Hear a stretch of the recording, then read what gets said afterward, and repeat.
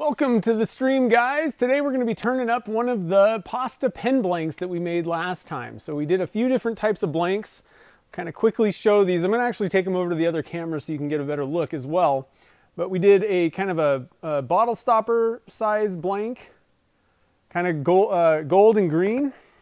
We made a bowl blank. That's pretty cool. I can't wait to turn into this and see how it turns out. We put a little bit of kind of like a silver on the top. And then we also did pen blanks, and I don't have all the rest of the pen blanks. I actually forgot them at home, but we got the one that we're turning today. So we got those guys. We did a little bit of purple and some white pearl, and there's even some color shift powder in there. So I'm interested to see how that thing turns out, and I'm also equally excited to try out the new Junior Duke pen kit. So I got one of these guys from Turner's Warehouse. And I'll get like a better shot of this stuff on the other camera. I can kind of zoom in. But I really like that kit. It's antique brass, and it has kind of like a star on the cap and then like a barbed wire type thing around the center ring. Really good looking pen kit, so I can't wait to see how it looks. I don't know if it's the best to put on like a pasta blank, but I do think the purple in this blank and the brass is gonna look really good. So we'll have to kind of see. If it doesn't look so hot, then I might, pop it off and then put it on a different pen. But I think it'll be kind of fun to see how it looks. It'll be a good test at least. So it looks like the chat room is getting fired up. That's awesome. Again, if you're just joining us, we're gonna be turning a pen today. One of the pasta blank pens that we made on the last live stream. And in 1 second, I'm going to go over to the camera and I'll kind of share the blanks that we got. They turned out pretty good. You guys picked some really good colors of those. So let's see here. What's happening? Lots of people. Hey, Michael Barr's here. What's up, man? Are you still in Korea or are you back now? I can never keep track of you. You're all over the world, man. From Kentucky. How's it going, Curtis? Joe, what's up? Atlantic Canada, nice. Tarums, welcome to the stream. Kevin's here. We can begin. Kevin made it. And Jen's here. How's it going? Lots of people. The Duke might have liked pasta. That's true. Let's see here. Who else am I missing? Brett Cunningham. How's it going? And Mark Patterson's here too. Dennis, Ken. How's it going? Lots of people. So let me switch camera views. I kind of just decided to set up the camera. I thought I was like all on top of everything until I realized that I didn't have a thumbnail for the thing. So of course, last minute I'm running around trying to get a thumbnail up for this thing. One thing I wanted to mention, the Junior Duke pen kits, they're available at Turner's Warehouse, and I have a link down in the description of this video. I gotta be honest, I'm not entirely sure. Can you guys see the description while we're live? Is that something that you can see? I don't know offhand exactly. But there is a link, it's an affiliate link over to Turner's Warehouse to get those pen kits. They're really nice, and they're actually a pretty reasonable price. A lot of the junior style ones, they can get really expensive. I think that these things are about 17 bucks, which is not bad for a nice kit. And I kind of tend to favor the junior series. It's one of those things where you can get a ton of different types of kits, but you're using the same bushings and the same drill bits. So I love those. I don't like having to buy, different types of, bushings and drills and all this stuff and try and keep track of everything for all these different kits. I tend to kind of stick to, Sierras are a good one. Lots of different platings and all that stuff, and you're just using the one drill bit and the bushings. The cigar kits are great. Again, tons of different choices, but you're using the same things. And that one actually only has one drill bit for both blanks. And then everybody loves the, what are they called? The bullet casing ones. What are those things called? Whatever, you know what I'm talking about. The bullet pens, bullet pen kits. Those are just a hot seller usually. So 34 here and only 4 likes. Oh, come on. We need more likes now. It definitely does help out when you guys like and comment and do all that stuff, but you don't have to yet. Just make sure you do before you leave. So let's see here. You're in Cali next month. Oh man. Oh, you're back in Texas. Nice. That's good. All right. So you picked some up at SWAT. Nice. How was SWAT? Oh man, I was watching people's posts and I was sitting there going, man, I wish I was there. So if you were at SWAT, definitely in the comments, let us know how it went. How was it this year? I heard it was a pretty good one. I talked to Chad earlier this week And I can't say anything about it, but he's got a really awesome product that he's launching soon, and I'm going to be getting to test it. I can't share it with you guys, unfortunately, because it's top secret, but I can share this. You guys are going to be interested in it. It's a good product, and I'll give you a little hint. It's for casting stuff. So Chad's always doing stuff, coming out with cool products, whether it's, you know, new pin kits or actually stuff that helps us casters and turners. So I always like helping and supporting Chad. Turner's Warehouse rocks. Hey, Nick's here. How's it going, man? Okay, so enough talking from me. I know everybody gets a little bit excited when there's new blanks to share. So I'll bring the blanks over to the camera over there. These are, again, the blanks from last week that we made. You guys came up with some really good color choices, I'll tell you that. So here's the first one. It doesn't look like much on the top, but if you turn it over, you see all the little pastas. I think this is going to be a pretty cool one. I can't wait to turn this. I'm starting to stack up blanks, and I haven't had time to make videos and do projects. I am like way behind on just keeping up with like orders and stuff lately, but definitely looking forward to turning that. I think it's going to be a fun one. And then this one was that green and gold one. And it's really cool. The pasta doesn't like super pop out at you. It just kind of looks like swirls almost in there, but I don't know. We did pretty good with, you know, mixing the green and the gold in. So I think this one's going to be cool. You can make some bottle stoppers out of this. If you cut it, you can get 3 of them out of this, or, you know, you could cut it into pen blanks or a handle or knife scales, all kinds of different stuff. But definitely a pretty cool looking blank there. That one will be up for grabs in my short run section. And then here is the pen blank that we're turning. I didn't sand or polish or do anything like that. Really doesn't need it. You can see, this is why I like pasta. It makes really cool patterns in your resin. So it's and like I said, it's super simple to cast. There's not much to it. And then we added, you can see like little bits of color shift hanging out here and there, and then white pearl. So it'll be kind of interesting. Now the one problem I would say with these blanks, and I knew this was going to happen, I added the pasta to the purple resin cup, and then dumped it in there, and then just kind of dumped the pearl on top. So we're really not going to get too deep. You know, it's not like it's the pearl part is, and the color shift is all the way through it, but we should get some stuff. I think you're going to get some little bits of it getting down into the middle. So like the final pen, it's going to have some of that pearl on top, and then the bottom will be kind of just the purple mostly, I think. But I think it's going to be pretty cool. Can't wait to turn it. Haven't turned anything for a long time. Like I said, I got back from Hawaii, and I've just really been in like try and stay on top of things mode. It's been kind of tough. So the main things on this kit that I wanted to share, this is the cap, the finial. It's got that really cool looking star on it, and antique brass, you can see. And then the other really cool thing, and these little details really just make a cool looking pen, especially if you get the right pen blank on it. So, I'm losing parts. I got to go find that piece. Hold on, guys. We don't want to lose our pieces. Don't want to lose the pieces. Okay, so I got that back together. And then I'm going to just kind of take this apart and hopefully not drop any more parts. So this is the center band. Try and get that up on camera. And it's got this really cool barbed wire stuff on it. It just adds, like I said, little minor details, add some really cool touches to this kit, and it just makes the pens look really good.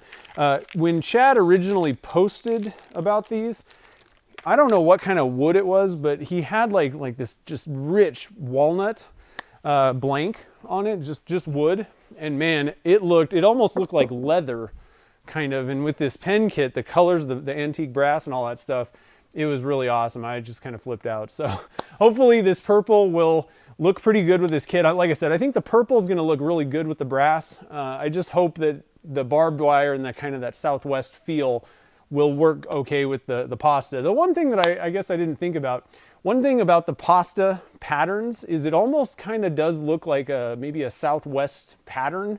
You know, thinking like kind of Arizona, Aztec and different stuff. It has kind of maybe a little Southwestern feel to it. So I'm hoping that this pen turns out pretty good. So let's see here. Let me scoot back up real quick. I will definitely be assembling the pen kit. on the stream. We want to see how it turns out. So don't worry about that. SWAT was awesome. Nice. What was your favorite part of the show, guys? I know Carl did some milliput. He did some turning with milliput.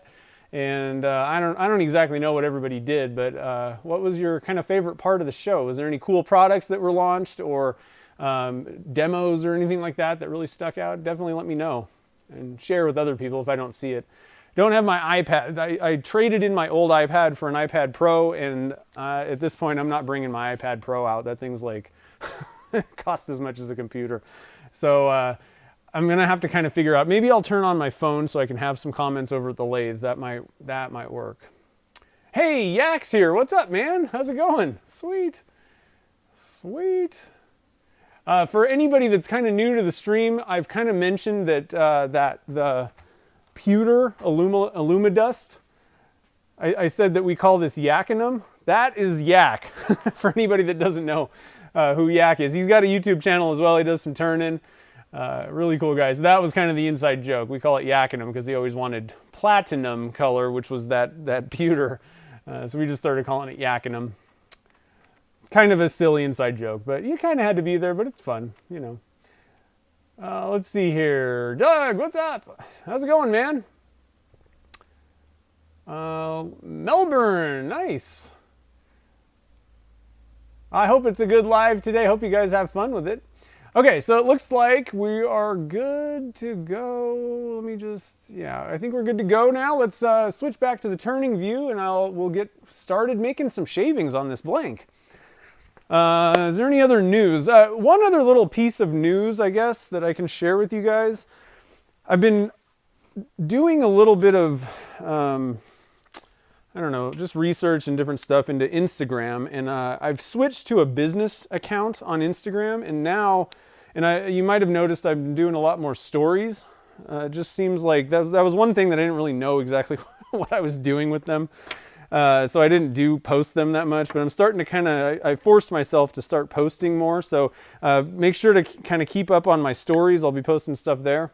But the other nice thing about the stories and having a business account, now you can swipe up. So some of the products and things, videos and stuff that I post in stories, if you swipe up on my Instagram story, and I'll put a little thing like swipe up if there's something there, it'll be a direct link to whatever I'm talking about. So just wanted to kind of mention that. So here's the blanks, and you might see this little mark. I always mark them after I cut them so that I know which, we don't get it kind of twisted around. And right now what I'm going to do, obviously when we start turning, this mark is going to be gone. We're going to turn that away. So what I do, and this just has to do with assembling the pin. Once it's round, sometimes it can be kind of hard to line them back up and have them oriented correctly. So what I do is I just pop it open like this, and then I just mark on each side, a little mark on the inside of the tubes, because you're not going to turn that away. And that way it gives me a little bit of a guide mark. When I want to assemble the pens, I can line things back up. A lot of times it doesn't necessarily matter. With this pen kit, this blank, I don't know if it's really going to make any difference, but I always like to do that on two-piece pen, pen kits, just in case. It makes a lot more sense to line that back up, and it does look good. So a couple other things before we get started. So what I'm going to be using is between center bushings. So the way these suckers work, they just pop into the ends of your blank. Most of you guys probably know the drill with this, but I find that this is a much better way to go than those mandrels. The mandrels were always bent, and I would not get very good turning. And it really, where you really run into problems, or where I did, was CA finishes. I just couldn't seem to get them on very well, and I'd always sand through, and it's because the blank was wobbling. This is a much more accurate setup. So on the headstock side, I have a dead center. This is called a dead center. It's got a 60-degree cone, and on the ends of these bushings, we got 60-degree little chamfers there. So they fit nice, and then on this side, we got our live center on the tailstock side. So very simple setup. The only drawback, I guess, is you can't do two at a time, but I find that to be not very important. You just do it one at a time. You get a nice, good turning on it, and life is good. So, and I get these guys from Brian over at TBC Bushings. I'm actually going to pop this rest out and go with the 4-inch. Fits a little bit better for these single blanks. And let me get my round guy. It's a little high. I put a mark on my headstock because you want your carbide tools to be coming in right at the middle of your blank. And so I put a little mark on my headstock here so I can always line that back up. There's other ways to do that, but I just figured that'd be a good way to go. Now, before I start actually getting to turning, I'm actually going to go with I find that knocking the corners off of a square blank is easiest with a spindle gouge. It just seems to go faster for me. I'm better at it, but either way you go, it doesn't matter. You know, they all work, really. Where'd my phone go? I lost my phone, guys. I was going to put my phone, oh, there it is. Open it up and get some comments going so I can kind of keep track of what's going on here. If I can find it. I switched my phone around too with apps and stuff, so I'm telling you guys, it's hard.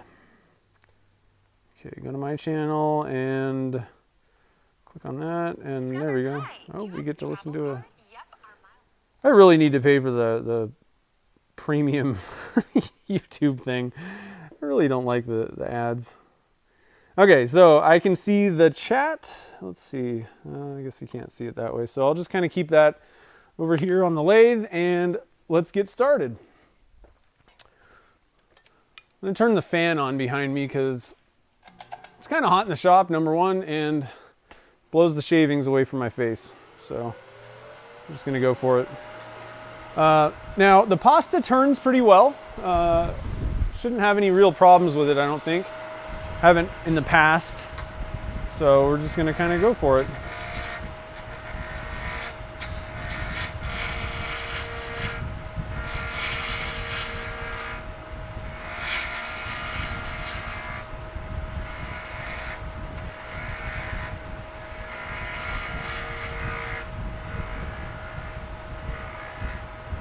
So you can see I'm really not going easy on it. The pasta turns just fine.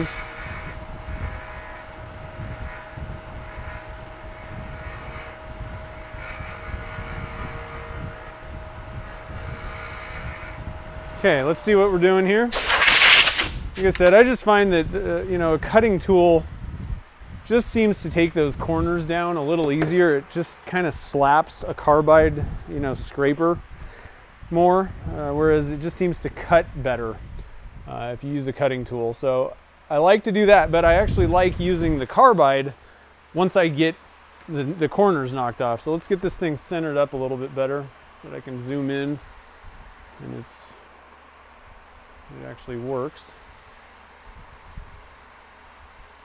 So there we go.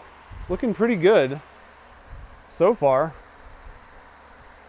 And we haven't even done anything yet.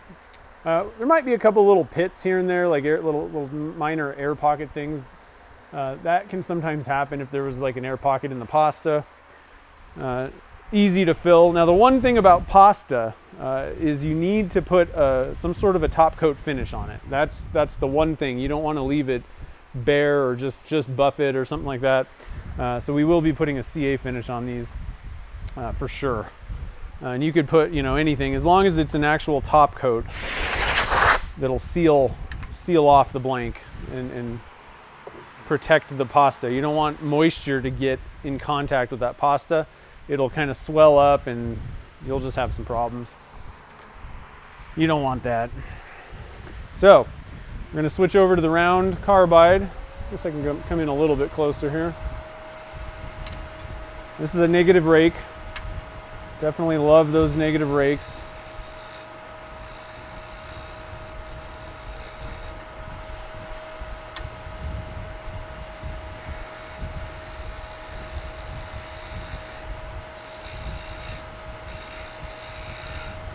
Although they're not really, you know, for most of your resin pen blanks, the epoxy ones and the Lumelite, generally they turn fine. You know, you don't have too many problems usually with them, but even still, I like the carbides a lot more now because I actually get a better finish and can start sanding higher. Some of that has to do with, I really like that R2 cutter, the kind of square, wide radius one. That thing will just put a fabulous finish on your blank, and you can start sanding. If you do a really good job, and it doesn't matter what tool you use, you get a good, really good, nice, smooth finish on it, you can start sanding at a much higher grit, which will save you a lot of time. You don't have to take out tool marks. All right, let's see what's going on here. I'm gonna go get a light so that, I don't know, it just seems kind of dark. I think I need to clean off my fluorescent light bulbs again. Dust kind of piles up on them and I just feel like I'm kind of in a dungeon. So probably doesn't help you guys see anything. Let's zoom in here. So that's looking pretty good. I'm liking it. What do you guys think? I'm telling you, I just really like the shapes that you get with pasta. It's not so much the fact that there's like pasta in it, and that's neat and all, but I like what it does, the look of it at the end. All right, so I'm gonna scroll a little bit. I'm looking at my phone here. Kind of spin this a little bit for you guys while I'm doing this. Hey, Mike McEwen, how's it going? You were at SWAT, weren't you? What was your favorite part if you were there? Hey, Chris is here too. How's it going? Chico, what's up?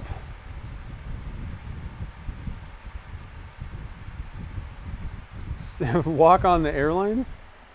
I got an extension cord and I got all kinds of stuff in the shop here. There's just no better way to do it really, so. That one doesn't bother me, but I can understand. Somebody was asking about the smell. Yeah, Alumilite smells fine. Most of your epoxies don't. Sometimes some of them have kind of a little bit of a sweet smell, I would say, but they don't smell bad.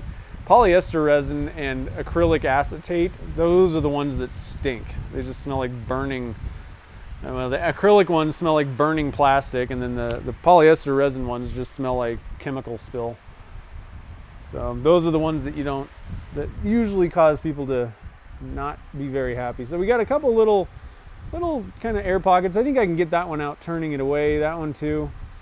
Other than that, I think we're clear.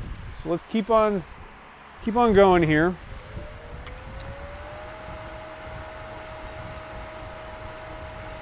I'm gonna sneak up on these ends.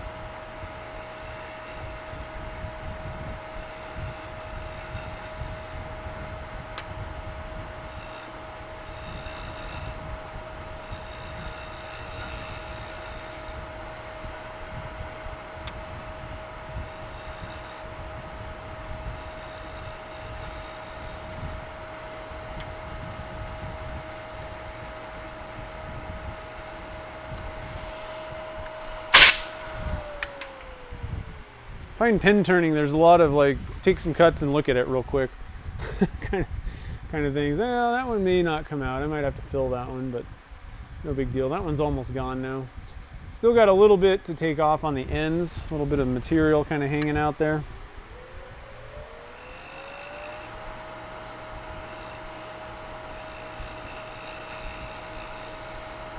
I usually like to put a little bit of a camber on my blanks.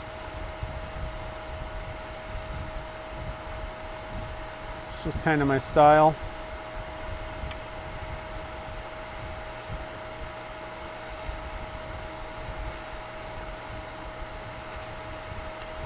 Sometimes though, a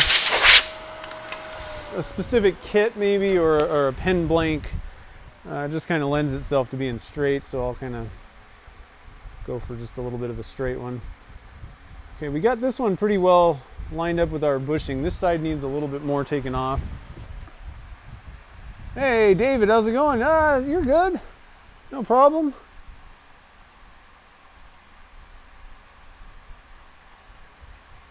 Sam Angelo, yeah, he's cool. I got to meet him at the Utah Symposium a couple years ago.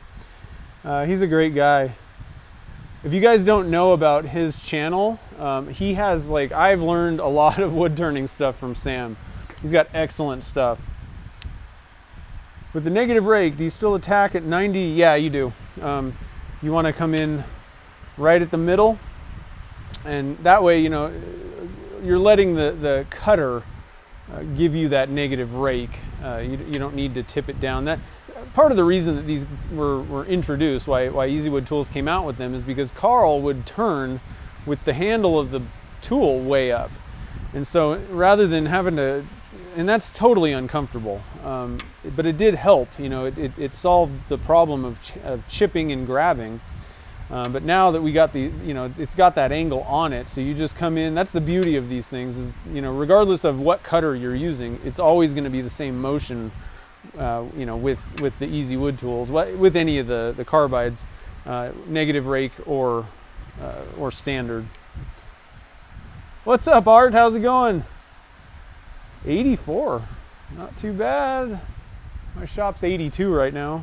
It's probably 100. Well, not 100, 95 outside. Ah, yeah, Rebecca DeGrood, she does her stuff is so cool. How many layers? I'll show you what I do for the CA finish. Nice, yeah, I think you're gonna really like them, Ken. I kind of didn't really do much with carbides for a long time. I used them for very specific things. Mainly when a blank was so abrasive that I would literally take a pass with a normal gouge and then have to sharpen it. That's when I'd pull out carbide. But after I did a bunch of testing with Easy Wood Tools and their new negative rake scrapers, I got a lot of experience just working with carbide, and it turned out I like them better for most things with resin. Now for wood, if you're turning a wooden bowl, I think if that's your focus, I think you're probably better off using a bowl gouge. You're going to get better results. It's going to go quicker too. But for pens and stuff, I mean, there's a lot of guys that all they use, and they know how to turn, and they got the set, the what am I trying to say? The sharpening setups, they got all that stuff, but they choose carbide because they just work better for a lot of things. All right, so I'm gonna fill that little hole because we're pretty much at the shape that I want, and I don't really want to cut more off. So I have a pretty simple method of filling something like that. I actually just use the gel type of CA glue. I guess you could probably just use the thick one or whatever, but this seems to work pretty well. I just Loctite gel control. Get it at Home Depot. So I just kind of fill that up. Now, one thing I forgot about, it's summer, so it's warmer, and this stuff is a little bit thinner than in the winter. So I'm going to try and kind of take a little bit of that off with this paper towel, smooth it out. You don't want to glob it up too much, but I am going to hit it with some accelerant real quick. And then you can see there's still a little bit of a hole, so I'm going to add another little drip here.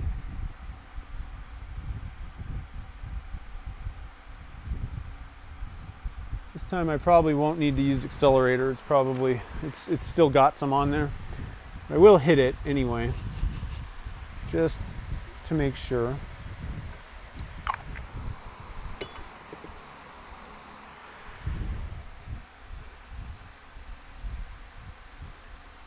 This is just a piece of 80 grit. I'm just knocking off kind of the high spot there. Sometimes if you could put a big kind of blob on there, there can be some uncured or unset up CA glue, and when you turn into it, it'll just go flying all over the place. So now I'm going to come back, take a pass.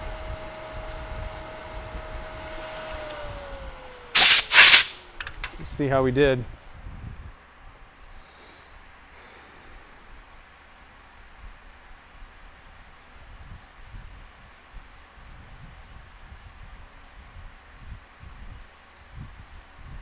Third year for Mike. Nice. She's easy on the eyes. She's pretty cool. I got to hang out with her quite a bit at the Portland AAW symposium. She's fun. She's really a cool person. Looks like we need a little bit more. Like I said, I'm a little bit, typically in my shop, this gel stuff is a lot thicker, and I'm having a little bit of, it's just not what I'm used to, so kind of having to learn what I'm doing again with it, figure out how to use it right.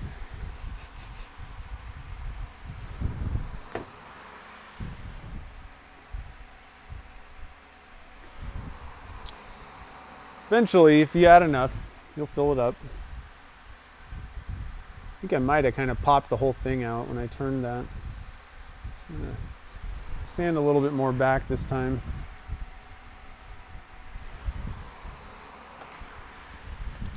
And then just take a quick pass.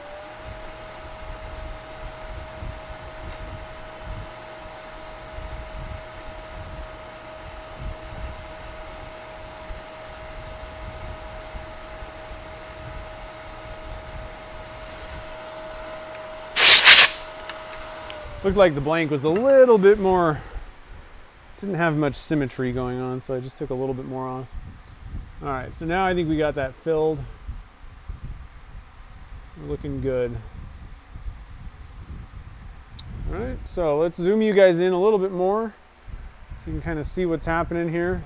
Get my hand under it, make sure that it's, so it's looking good. We got all the stuff filled. I think, yeah, we got, both edges are pretty good. Maybe just a little bit, a sliver off of this side. This one's meeting up with the bushing really nice though. So let's come in and do that real quick. We'll just take a little nibble.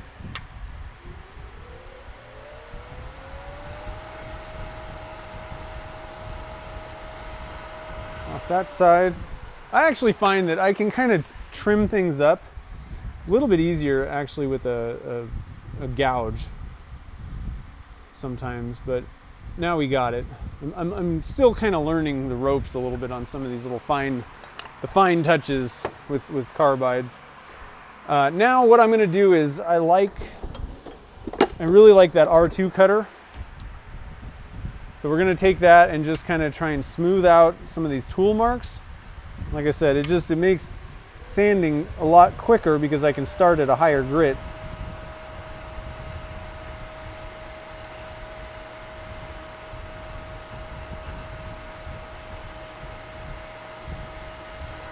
Gotta kind of have a light touch, but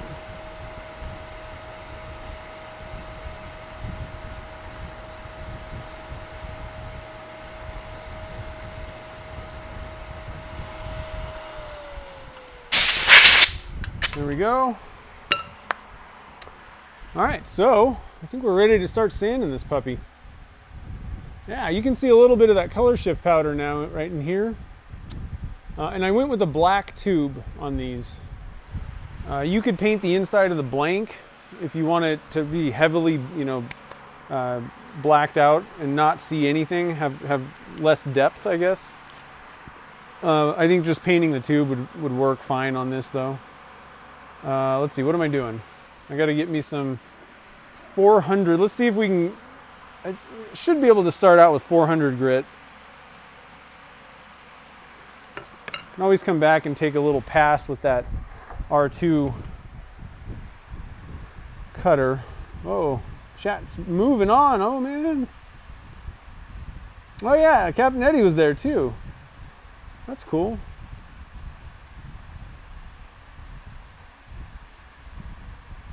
Oh, that's fun.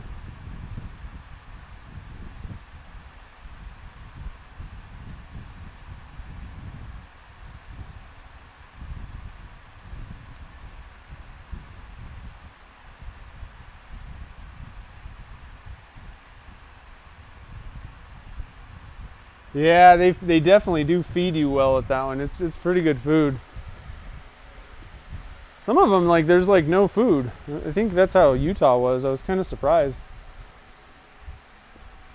All right, so again, 400 grit is what we're starting with. Looks like this is perfect. We're not really seeing, you can usually kind of see tool marks. There's a couple barely popping out right here, but I think that the 400 grit, those two are a little bit deep. I think the 400 will take care of them though.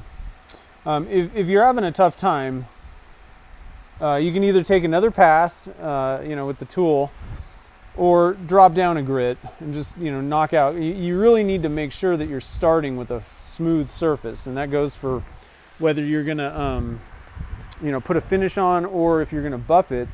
It needs to start with a flat surface, and then when you start sanding up through the grits, you're gonna have a much easier time at it. It looks like the 400 did the job there. You can see these little white specks. Those are little kind of pits we probably need to fill.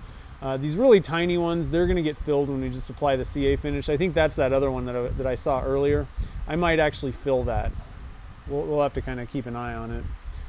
I got a couple of those 80 grit scratches still. So I'm just going to do a little bit of hand sanding in place right there. Try and get rid of those guys. But other than that, I don't think that I'm seeing any tool marks.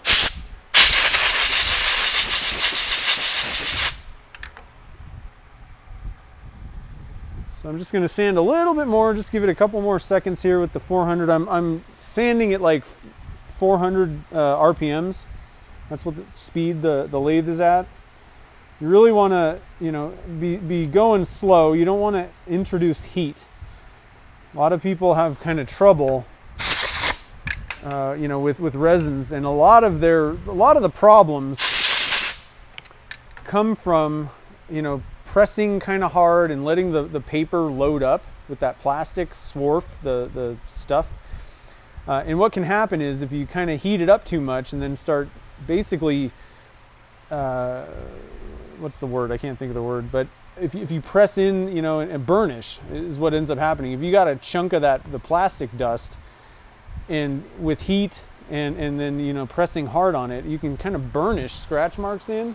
And unless you drop down to something really low, like 120 grit, or just take another cut, that surface won't polish up very well. So you want to stay away from heat. You want to stay away from loading up the paper. Those two things will kind of murder, the finish on a blank. And the other thing about it is you really need to, a lot of people don't really do diligent sanding. And this is kind of why it's important, the less sanding you can do, if you can get away with only sanding with 1 or 2 grits, the better off you are, because then there's less stuff to get rid of. And the higher you can start out with, the better off you are. So just a couple little notes and things about sanding. So we did the 400. I find that does pretty well, getting everything nice and, tool marks out and all that kind of stuff. We're starting with a really smooth blank. Now we're going to move up to the 750 grit. And I do wet sanding. Now, another thing that I might recommend, I can't wet sand. What am I doing? I'm talking and not thinking. We don't want to apply water to these blanks. It's not like it'll kill it or anything, but you really just don't want to. We'd have to come back and sand it. So we're at 400. Yeah, actually we're doing a CA finish. So at this point, one thing I typically do, I don't know if this really makes any difference or not. It's just something I do. I have a little 500 grit pad that I can't find right now. But I like to hit it with the 500 grit, and then, where is that thing? Just kind of real quick, it just takes down any stuff from the 400. Just a slightly higher one. So I'll just quickly hit it with the 500, and then we're gonna apply our CA finish now. It's one nice thing about CA finishes, you don't have to sand the blank very high. Frankly, you could possibly get away with doing like only up to like 240 grit, but I think 400 is a good place to stop. So next thing I'm going to do is I'm going to hit it with the Starbond Super Fast Thin. I really like this stuff. It'll soak into the pasta a little bit, kind of stabilize it, and any other little areas that might need some filling. The Super Fast Thin will take care of those problem areas.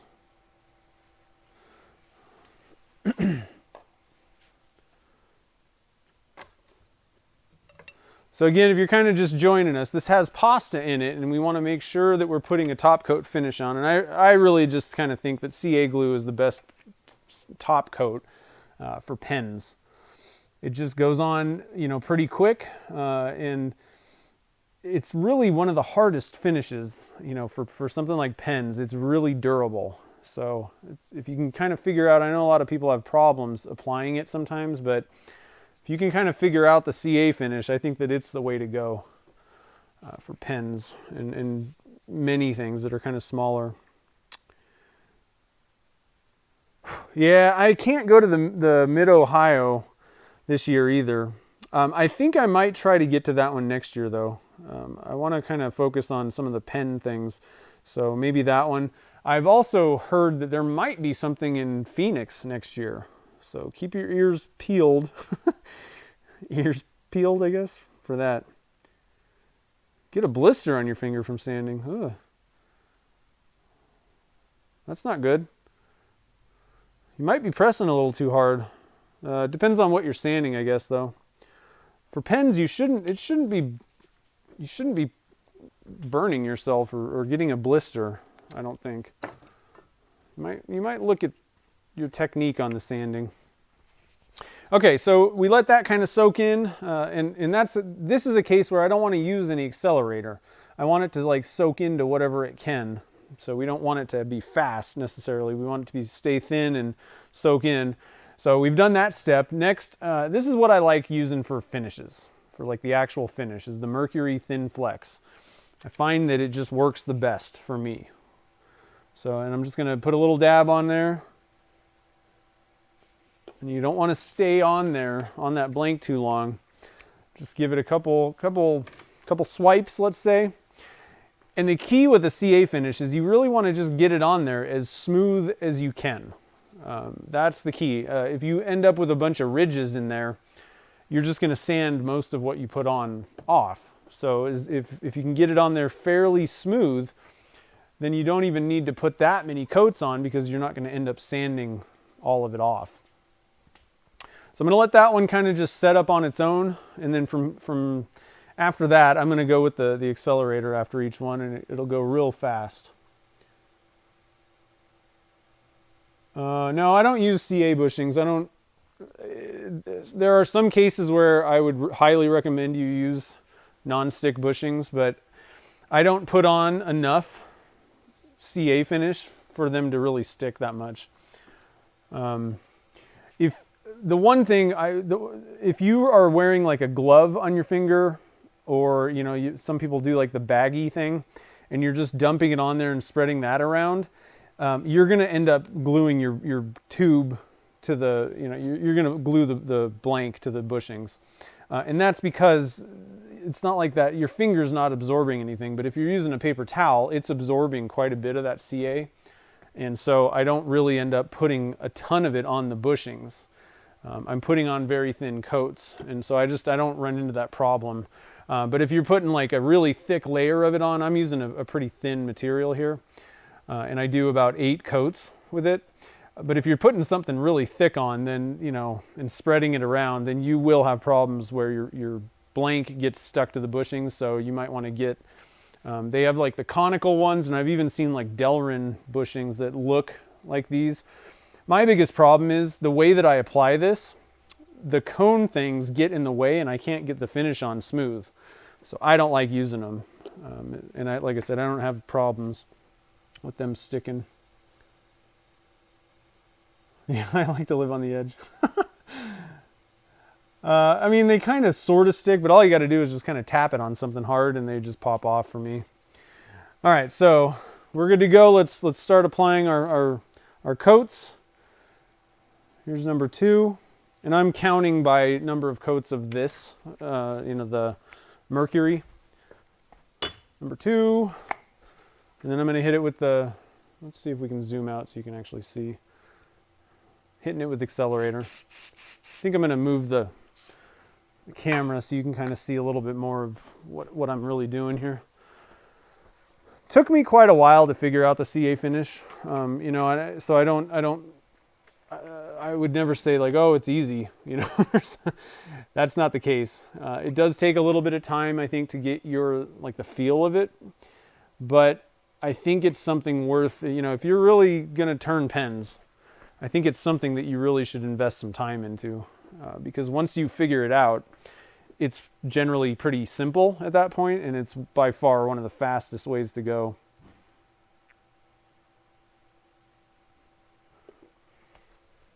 And I honestly think it's the most durable finish you can use. I haven't found anything that works better. I think it actually gives you a little bit of UV protection too. I don't quote me on that, but I think it might. So we got 3 coats on. I'm gonna put, hold on real quick, guys. I gotta go check, see what's going on here. Oh, I heard noises and my dad was already gone supposedly, but I don't want any creepers creeping up on me in my own shop while I'm doing a live stream. Gotta stay away from those shop creepers. Okay, so let me make sure that I'm on camera and everything's working the way I thought it was. Yeah, okay, so another little dot, and I'm not putting a lot on here. I mean, realistically, I actually kind of put more than I wanted on there. Going for kind of really thin coats. And then let's see here, we got our accelerator. So what I do is I put 4 coats on, and then I'm going to look at the surface. I might try and see if I can kind of get you guys I don't know if this is really going to work, but try and give you a shot of what the surface is looking like. Oops, what did I just do? I don't know what I just touched, but hopefully everything's still working on my camera.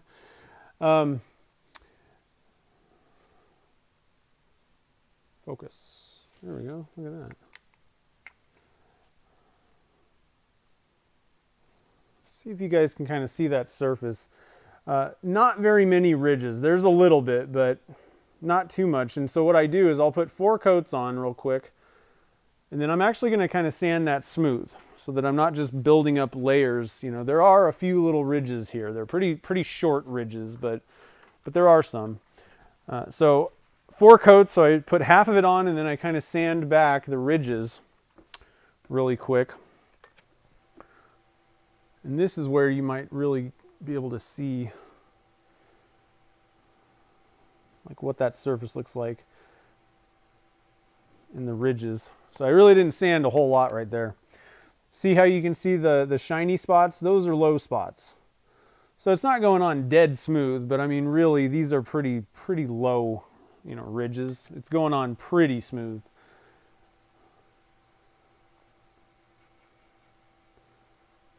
So I want to get it nice and smooth, and then I'm going to put those other 4 coats on. And I think that this might be one of the keys to, you know, we were talking about non-stick bushings. Well, I do some sanding in the middle, and then I, you know, obviously sand at the end. So I'm actually kind of sanding off some of the stuff that might have kind of globbed across that gap. So it's really not that big of a problem for me.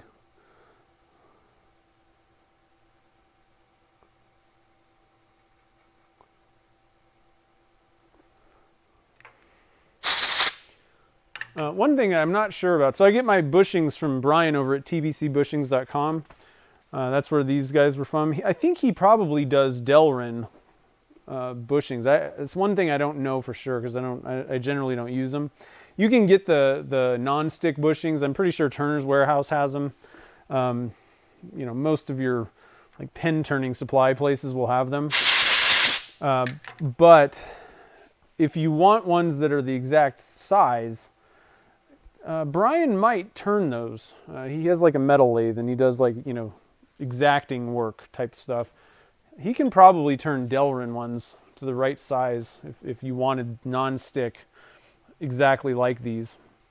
You don't want to turn with those, you know, it's just for putting the finish on, but might be something that he has. I don't think, is Brian with us here? He comes into the chat pretty often, but I don't think he's here today. Hey, Pam's here. What's up?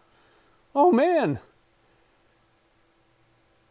Yeah, you have been busy. I don't even know what, you know, product-wise, but you've been cranking videos out, doing awesome. Okay, so let's zoom back out. Oh, that's the opposite of zoom way back out.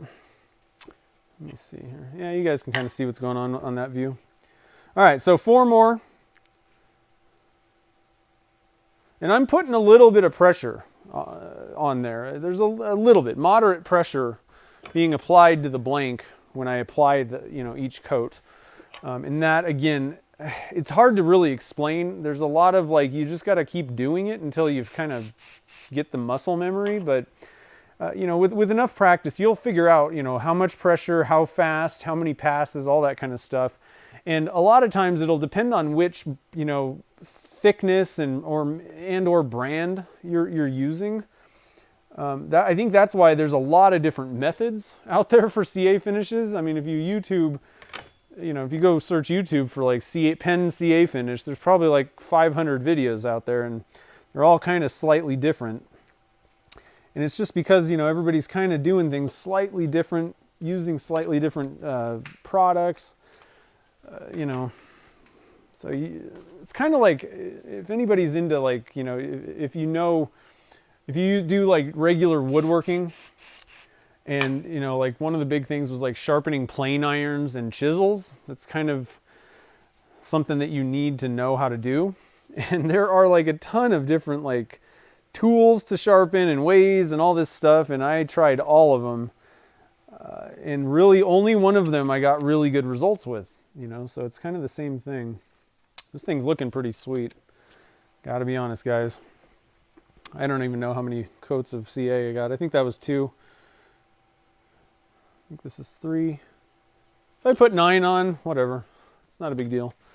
If I put 7 on, probably not a big deal. Somewhere around 6 to 10.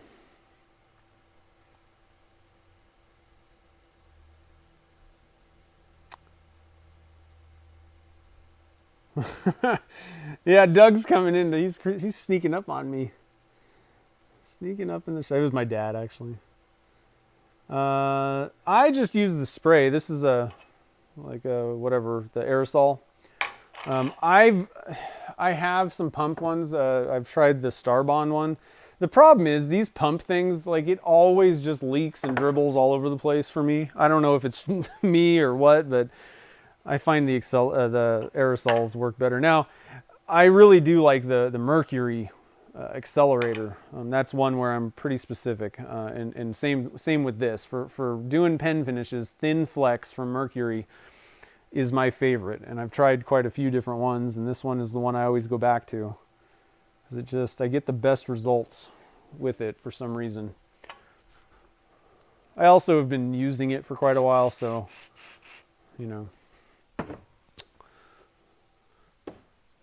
a lot of times it just depends on which product you have the most experience with, that you get the best results with. All right, so we're looking pretty snazzy here. Let's see if it'll focus. Hey, look at that. I can actually tell it to focus on something. Zoom out a little bit. We're not really centered here, but hey, that's looking pretty good. And you can see some of the color shift powder is popping out above that pearl here and there. There's even a little bit of it kind of mixed in with the purple. So it's looking good. It's not like it's really super popping out, but just slightly looking, slightly interesting is how I would explain it. We just have a little bit of interest with a little bit of accent color with white pearl, and some of that color shift really is popping out. But this thing's looking pretty good so far.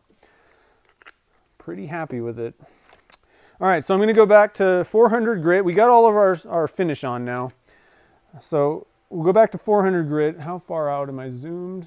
Let's get in a little bit further so you can kind of see what's happening. And again, I'll show you those kind of the marks, the ridges. So I've just sanded a little bit.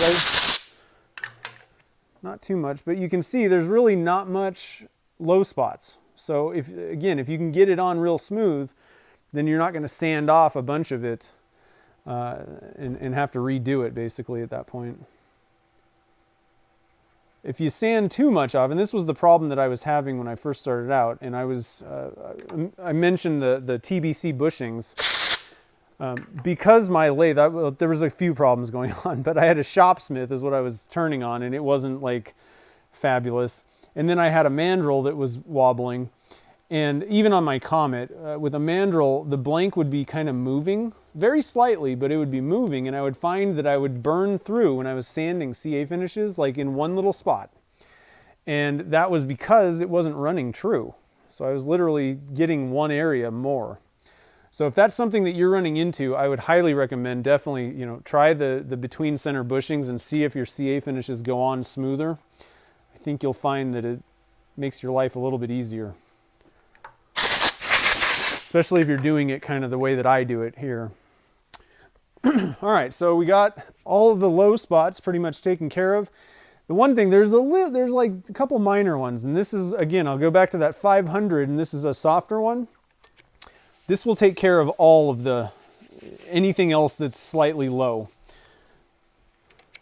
It'll kind of get in there and like sand any of those slightly low spots in there. So now it's dead perfect. And at this point, we've covered the blank, right? All the pasta is totally covered. So now we can wet sand without worrying about it. So let's do what I was going to do earlier. And again, we got 750 grit. This is the Zona paper, and you can pick this up at Turner's Warehouse now too. 750. So I basically am doing the same thing that I do with just a regular acrylic blank, or Alumilite or whatever. Pretty much the same steps. 400, 750, and then 1150, and then buffing.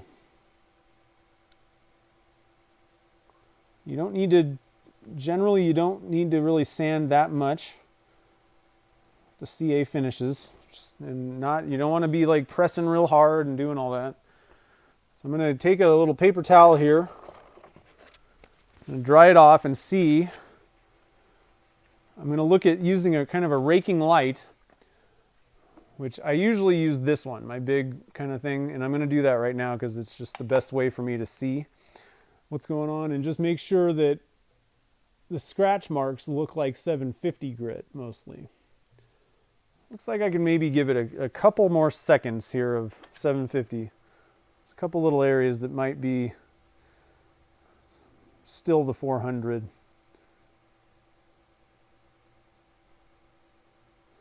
But once you can get it, if you can get the entire blank to 750 grit, somewhere around there, you're golden. The buffing wheels at that point will take care of the rest. I do like to go up to, this is 1150. I think that's going to just make the buffing time shorter, basically. But the triple E wheel on like the Beal buffing system, that will take out 750 grit scratches. Might take a little bit longer to get them all out, but you'll be good to go. This just goes, I think, a little bit higher than, gets you a little closer, and it'll just be a little bit easier because the scratches are a little bit thinner. And you could even go a little bit higher. I know people that actually go through the entire micro mesh, regimen or whatever. I think it's kind of a waste of time, but you can go even higher if you want. So let's zoom you guys in. Oh, we lost our light. Oops. Battery power. Darn you, batteries. All right, so let's get this battery back on the charger here. Swap it out.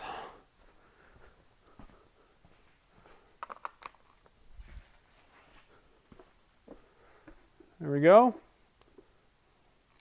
Try and get this thing a little bit more centered here. There. And focused. So not too bad. I'm digging it so far. I think it's kind of cool. What do you guys think? Let me do this.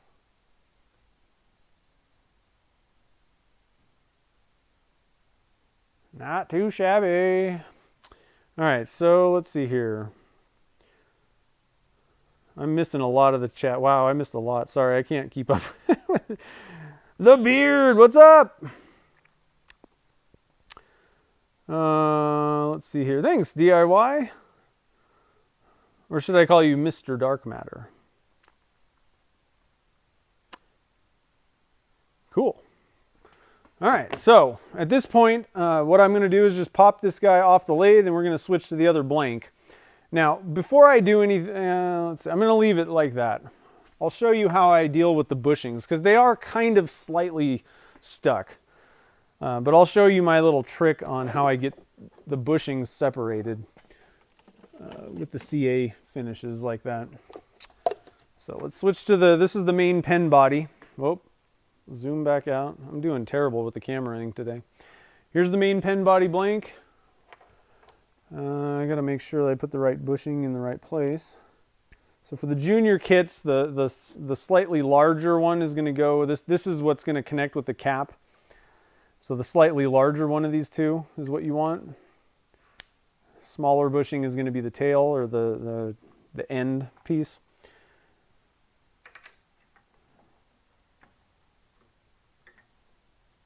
My dad's still here? I thought he was going to a car show.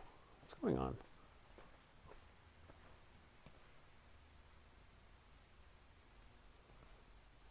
I keep hearing noises. Doug, is that you? I know it's you. All right, so we're ready to rock and roll here.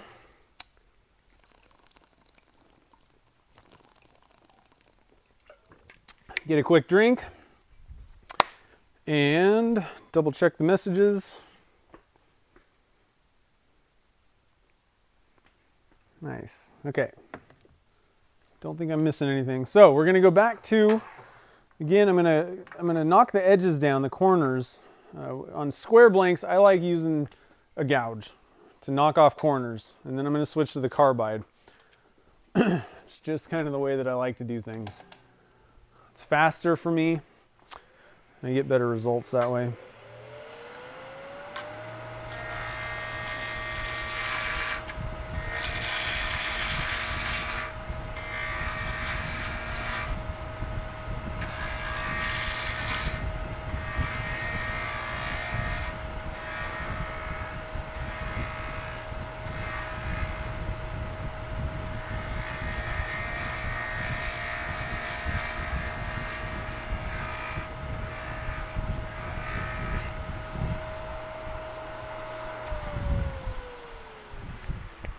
See how we're looking here. That's good enough. I just like to get those the wings knocked down on the square blanks, and it just makes things a little bit easier when you come in with the carbide. I find you get a much better cut once it's round.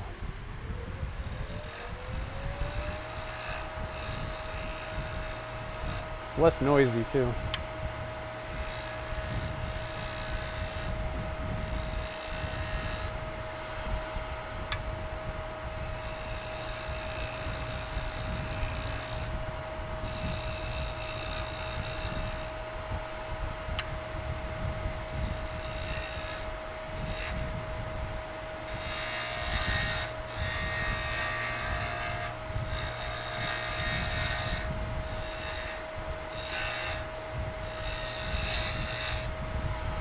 Probably notice that I'm just I don't necessarily have any specific way that I turn pens. I just like to have fun with it. Nibble away a little bit here and there. I think the most important parts are obviously the ends. So I usually kind of get them down and then just kind of take away material in the middle.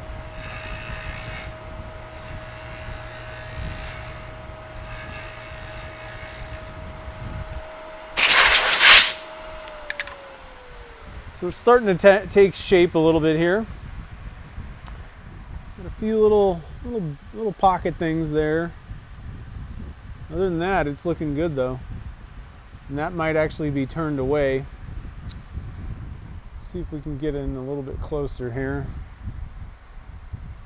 Give you guys a shot of what we're looking at. So we got some, pearls popping out here and there, and I think I'm seeing some color shift. The color shift stuff will really pop out once we get it nice and polished up, but looking good so far. I really hope that this goes well with that Duke kit. Sometimes you're like, oh, you know, I'm just gonna use the kit and kind of hope.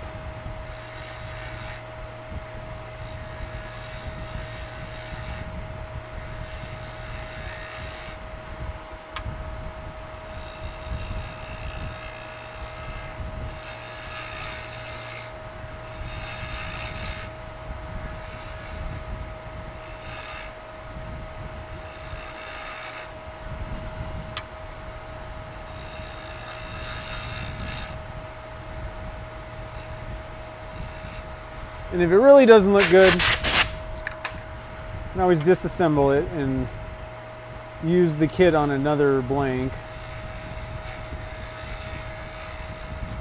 Disassembling pens is really not my favorite activity though. I'm always worried I'm going to break something or scratch the blank or something.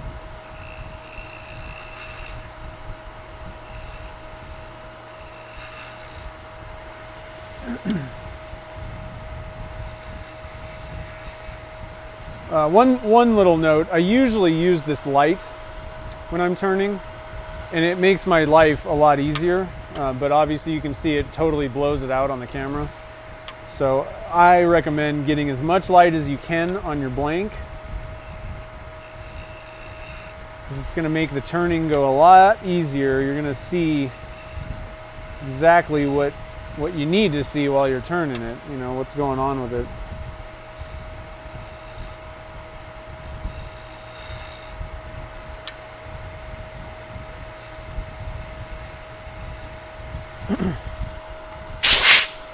Better to not just use the force. Better to see what's exactly going on. But it's looking pretty good. And it looks like we got rid of those, the pits that were down here on this end. They look like they're pretty much gone. Got a little bit more work to do to get this nibbled down to the bushings.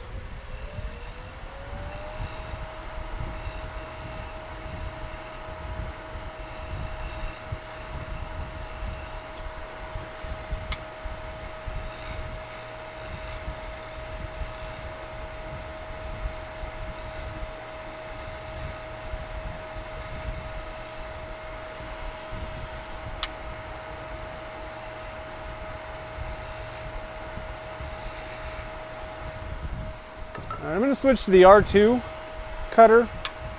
A lot of times on longer spans like this that you're trying to kind of taper and put something on, it's actually easier for me to use this R2 to get everything kind of just straightened out.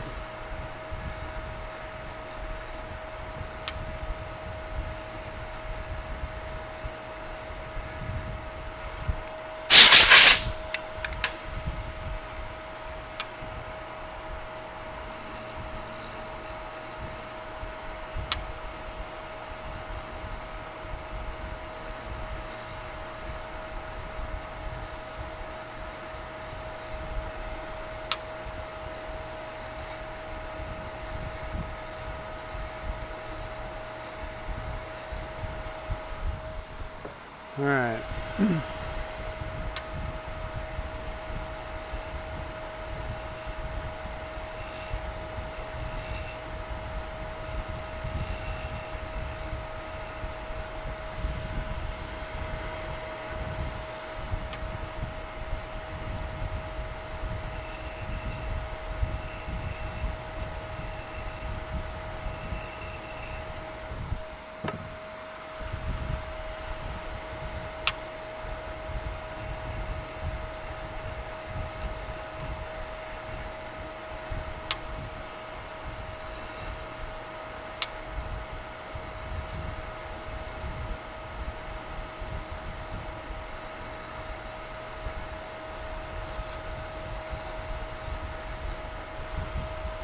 Okay, I think I got a little bit more to take off, at least on this side.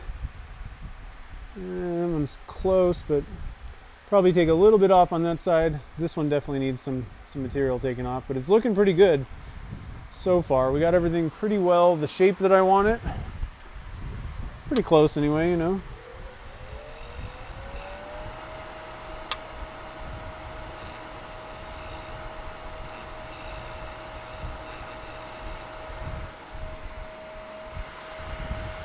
just a little bit on this side.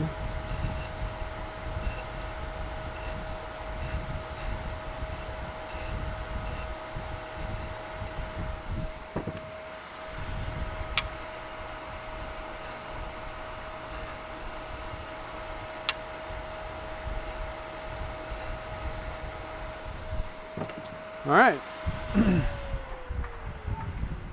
See where we're at here, guys. See what's happening.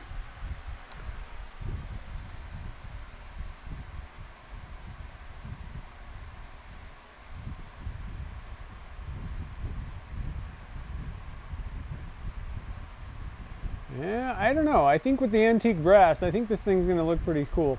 One thing that's kind of cool also is the pasta kind of, especially there is some kind of brown or reddish kind of pasta. I think that's really gonna match the antique brass of the kit.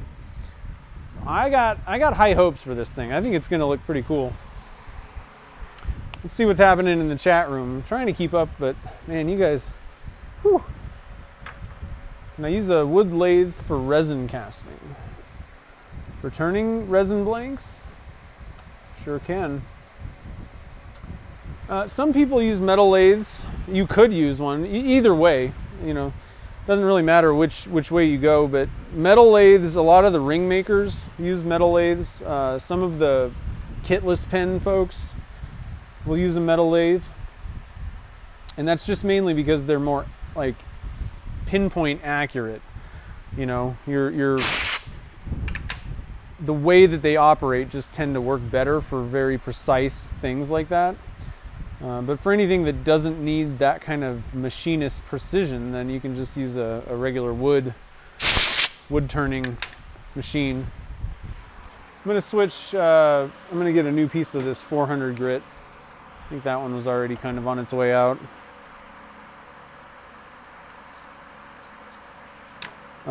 Sandpaper is one area where it's just don't be cheap on it. Just go grab a new piece if it starts not really working. You'll get better results faster. And realistically, you'll have less of that kind of burnishing problem. They won't load up as much if you're using new paper more often. But I as you can see, I like to spray out. I like this Abranet stuff because it's like a screen, but I don't leave stuff sitting in there. If I'm dry sanding, I'm gonna use moderate pressure when I'm sanding with it, and then I'm gonna only do a little bit, and you can see that I got some caked up stuff on there.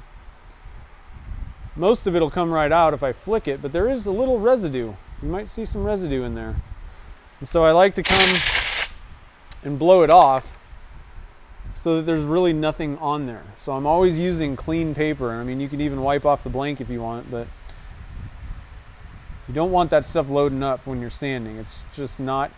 That's going to lead to problems with resin blanks. And I would actually recommend, I mean, really, the best way to do it is actually wet sand from the beginning. Obviously, I can't do that on this blank, but wet sanding the whole way through is going to help a lot. It'll keep things clean in there, keep the heat down. It's your best bet. I just like using no water to get the tool marks out. I don't really like having to dry it off and do all that stuff first. So I'll dry sand until I get the tool marks out. Then I move up to the polishing papers and then just wet sand there. So there's you can see a little pinhole thing. There's one right there, but we got a little pinhole right here.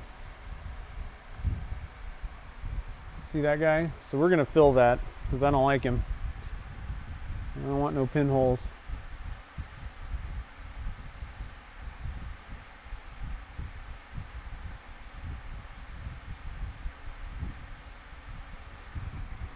All right, and so this is just that Loctite gel stuff. With the temperature being 82 right now, this stuff's actually pretty thin. When it's like more normal temperatures, 70 to 75, this stuff is pretty gel thick. I'll spray it. I think this one's gonna be okay. I'd rather just try and kind of fill that up with the super fast thin. This one though, I just want to take care of it right away. I'm not going to use that 80. That was probably not a smart idea to use that 80 grit last time. Just want to sand that back, make sure there's no liquidy areas. Then I'm going to come with my R2, I think, this time. I think I used the round one last time. But we've already got a good surface on this, so I just want to come with the R2.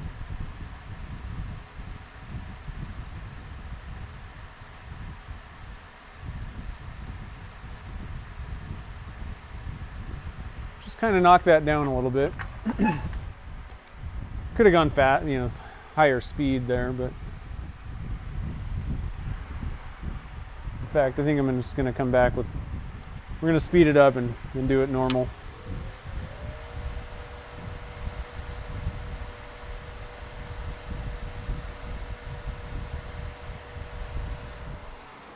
Okay. And back down. Oh, that's awesome, Matthew. I'm glad that it's been helpful. That's the whole point. That's always the best feedback I can get. I know when I started, when I started, that was like, I don't know, 7 years ago or something. I don't know. I don't even know how long I've been casting at this point, but back then there really wasn't anything out there, and a lot of people really guarded it like it was super secret. And so it was kind of hard navigating around, and I thought, man, there's all kinds of woodworking channels out there, and all kinds of different topics. There needs to be somebody like sharing this stuff. It's not rocket science, but especially like the beginner stuff that just is frustrating, and you do it a couple times and learn your lesson kind of thing, but much easier just to kind of skip that part of the the learning process and say, don't do that. Don't do it. So hopefully it's helpful.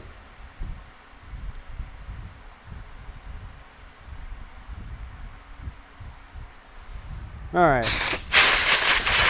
I think we're good to go on the 400. We're gonna just, like I said, for some reason I just like to hit things with this little squishy 500 pad.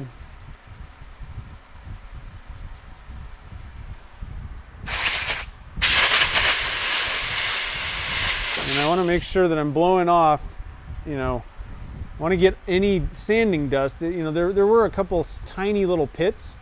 You got to make sure that you pull the sand, the dust out of those things. And that's why it's important to have an air hose around. You can also use, I wouldn't do it on these ones because of the pasta, but you can also use denatured alcohol to kind of clean off blanks, get any dust off. But you want to make sure before you put a CA finish on, get the dust off of it first. All right, so we're going with the CA finish now. And let's see here. I say quite a bit on the live streams, I think, without thinking about it. I try to do better on my regular videos. But when we're just winging it, half the time I'm like sort of thinking about what I want to say and then sort of trying to pay attention to what I'm doing. So who knows? It all goes out the window at that point. Okay, so CA finish time. We're gonna, whoa, that's the wrong way. Wide angle side. Oops. Yeah, so CA, the Star Bond Super Fast Thin. This is what I like to use to kind of seal things up and let it kind of penetrate into stuff before I put my finish on. So let me get my phone out of the way because it's kind of in my way. And this is one where I'm just going to douse it. I just want to apply it, let it kind of soak in. I'm not going to use any accelerator because I want it to stay as liquid as long as possible, basically, so it soaks into that pasta and any little holes and stuff that are in the blank. So this is kind of a pre-step. It's like a seal coat that I use. Then I switch to, this is what I like to use for like the actual finish. Mercury Thin Flex. And I'm pretty sure you can get this at Turner's Warehouse. Is that right? I'm going to double check that real quick. I'm almost certain that's where I get it from.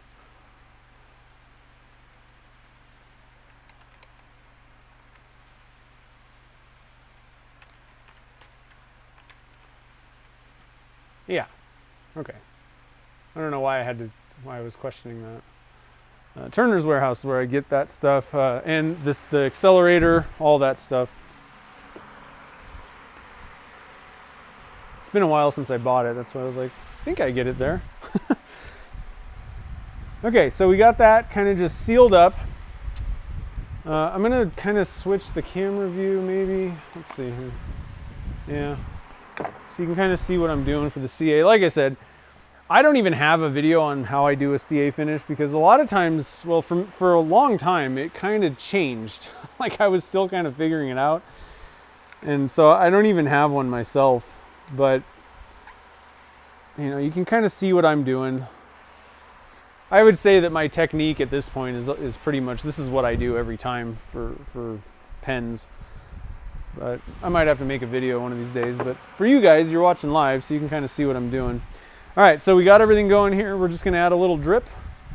Hopefully you guys can see it's showing up. Add a drip to that, and then I just give it a quick couple swipes.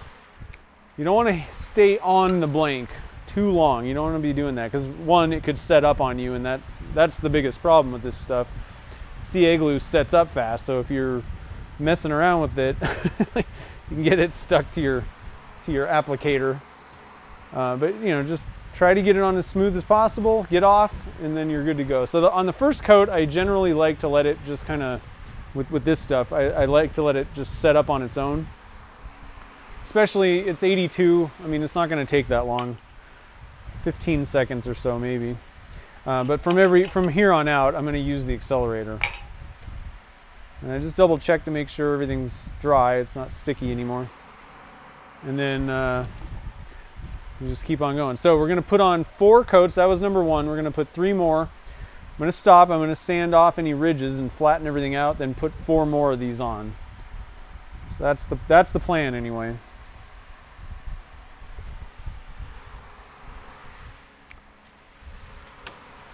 And it goes pretty quick. I don't know of any other finish method. Well, I know of one other finish method that could arguably be faster, and I actually want to do a little bit more experimenting with this. UV resin may be a good way to go for finishes also. The beauty of those things is they have an infinite working time, and then you hit it with a UV light, and the finish like dries or whatever. I've tried it a few years ago and I really didn't like the finish. You still had to sand it, and I don't know, it wasn't much better than CA glue anyway. So, but I have seen some people using it for ring blanks and stuff, rings and different stuff, and I think that it could be a way to go. It may be a useful way, but I'd have to do some testing and see, you know, find the right product and all that kind of stuff. And at this point, I'm just so good at putting a CA finish on that there's really not much reason for me to switch, I guess. But at the same time, if a UV finish is a little bit better way to go, then it would be worth investigating, you know. If with a little bit of practice, it's easier. Let's see what's happening in the chat room.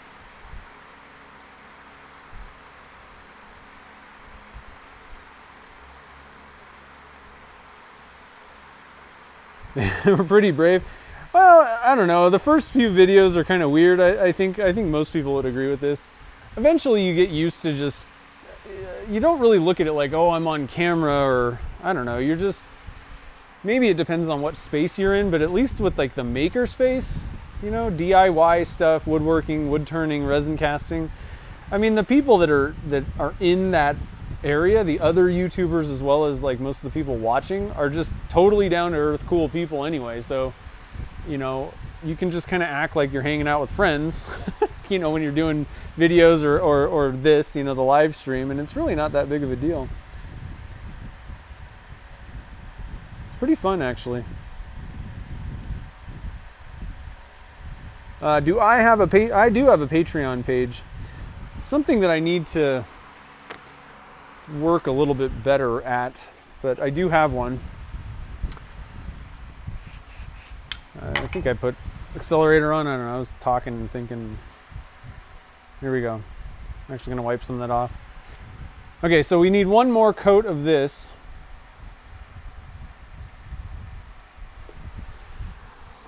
And then I'm gonna sand this flat and then put on 4 more. But yeah, I have a Patreon page set up, and there's a couple different like level things and all that. I do want to do more with that. I don't know. I need to put some time into that thing though. I'm actually thinking about doing once a month, I need to talk to the patrons over there, doing a live Q&A specifically for patrons. I think that might be kind of helpful,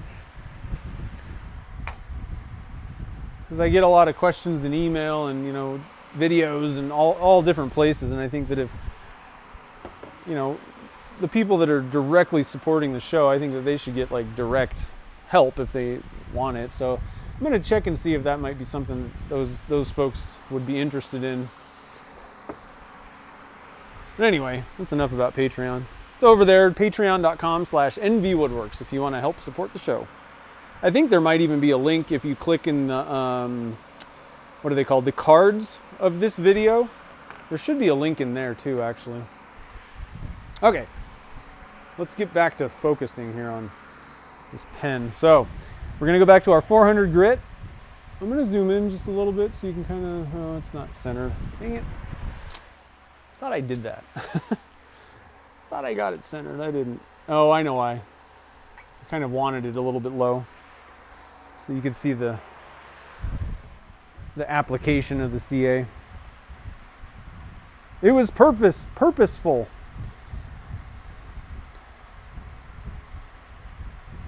And we were talking about being on camera, and you know, the people that watch the videos or that are in the maker community. And I think that really hit home. Like, I really understood that when it's one thing to kind of have comments and, you know, to chat online through, you know, social media or on YouTube. But when I actually started going out and doing the turning symposiums and like really meeting people out there that watch the channel, that's when it all kind of, it's obvious. And I think that if you have a YouTube channel, the best thing that you can do early on is to go out to one of those events and just see the people that are there. You know, it goes kind of both ways. I think a lot of commenters on videos, people that are just watching other people's videos, you know, you kind of think, oh, is that really how they are in real life? Sometimes. And you'll find that most of them pretty much in real, like in person, their personality doesn't change. It's pretty hard to put hours of video out and have an entire different persona.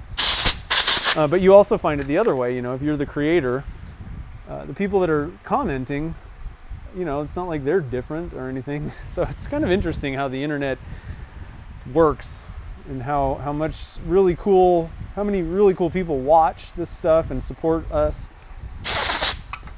So I always say, you know, regardless of which side of the game you're playing, if you do videos yourself or if you're watching them, you know, going out and meeting people at these real events are really, it's something that you need to do for sure. So many cool people. One of the coolest ones, I think the first one that I went to was actually Maker Faire, which is a little bit different than, you know, it's not exactly the wood turning space. Slightly different. It's definitely the like maker, quote unquote maker community, but it was just amazing. That one really opened my eyes to the community at large. And I started doing the turning ones and different stuff, and it's been pretty cool. Okay, so at this point we got it flattened up. What am I doing here? I think I still need to put 4 more coats on. I gotta quit talking too much. Okay, 4 more coats. Let's put some more finish on. How about that? I'll quit talking. Now let's zoom the camera out first,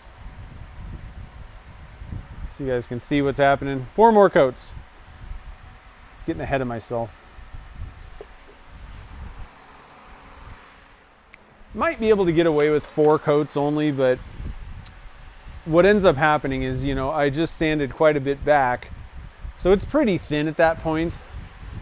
Better to put a little bit more on, I think. And the other thing is, you know, the thicker you go, I think the more depth you're going to get in your pen blank. And, you know, once you finish it up, buff it, polish it, all that stuff. I think that a little bit more, you know, more thin layers of that finish are really going to look better in general. So 8 coats. I mean, you could put, I know people that put 12 or 20. I think eventually there's kind of limited returns on how many more coats you're going to put on. So I think that's why, you know, that 8 to 10 coats I think is a good number with a thin type of CA. Did I get a super chat? Jamie Page. Jamie's the man. Super chatting it up. Thanks, brother. I appreciate it. Oh, man. What are you up to today? Oh, thanks, Frank. Nice. Okay, Dave. Cool. I'm getting feedback. That's good.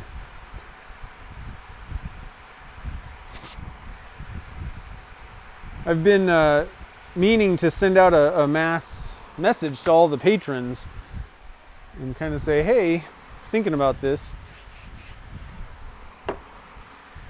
Is it something that you would like? So we'll have to kind of figure out how that all works. Okay, so we got 2, let's see, 1 or 2 coats on, I don't know. I get super chatted and I just lost everything. I don't know. Oh, dropping my cap. Okay, so we got, is that 2 or 3? I'm just gonna assume it's 2. Putting 1 more coat on is definitely not gonna hurt anything.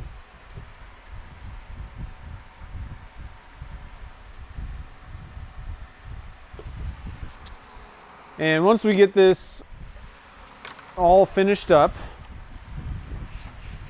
I'll show you my method of taking the bushings off, because they're going to be a little bit stuck on there, but they're not like super globbed on there. And like, you know, I have tried doing using a glove instead and applying it where, you know, all of that CA finish is just getting kind of pushed around rather than absorbed. And I've had them like super stuck to the bushings where literally you gotta cut into the CA finish to cut them off, basically.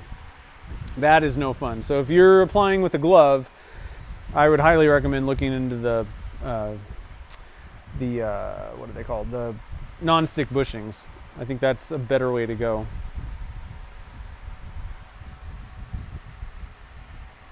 Okay, so we got our 8 coats, I believe. Somewhere around there, we're good to go. Solid oak set of drawers. Nice. How many pieces do you get per can of accelerator? Oh man, I don't know. It goes a long way, you know. I don't know how long I've had this, but I mean, I'll have it for months.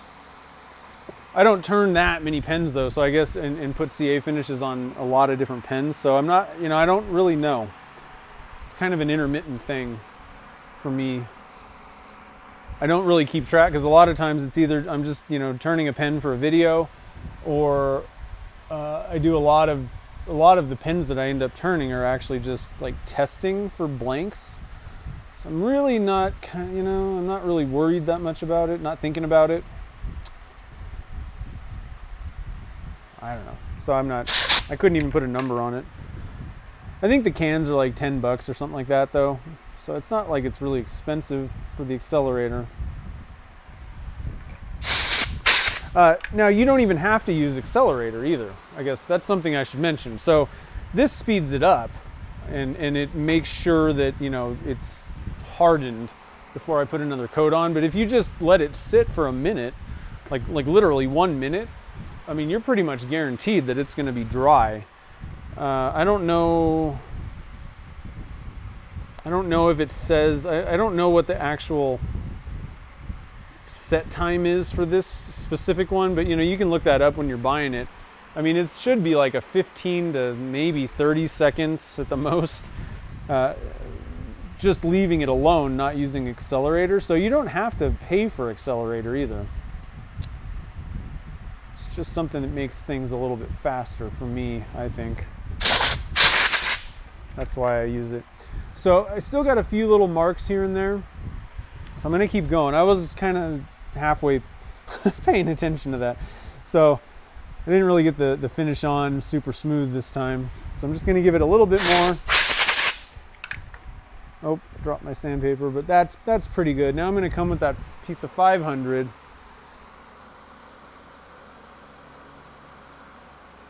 Oh, sweet. Hey, thanks, Dan. I appreciate it. Nice, 8-hour class. Sweet. Yeah, the Comet's a pretty good intro lathe, I think. For the money, you get so many features. Now, there's obviously better lathes out there, but man, I think you're going to do good. I had a Comet for quite a while, and actually, I use it now. Now that I got a Laguna full-size lathe, I mean, I'm given the choice, I'm going to turn on it, but I still have the Comet just in case I need it for something. I can't, I got something on the Laguna that I can't take off. But I use it for buffing, so it'll be in the shot in a second here. All right, let me stop and look at this. Yeah, I think it's doing okay. I'm gonna hit this with a raking light real quick and just see what we got going on. Yeah, it's looking all right. I got a few little ridges down here. I think I'm gonna give it just a couple more seconds with the 500. And I think that ought to be good. Good enough. Okay, so let's see here.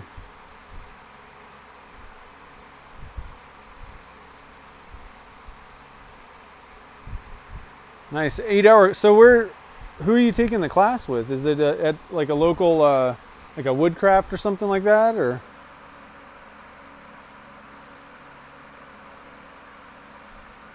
I don't know about that, Frank. I guess it's probably kind of like these types of things. I don't like them. They don't last very long. I got another one here. This is a Bob Smith one. They don't work for me. They don't last that long. I find that the spray kind of globs out at me, so I like the aerosol personally better. But either way,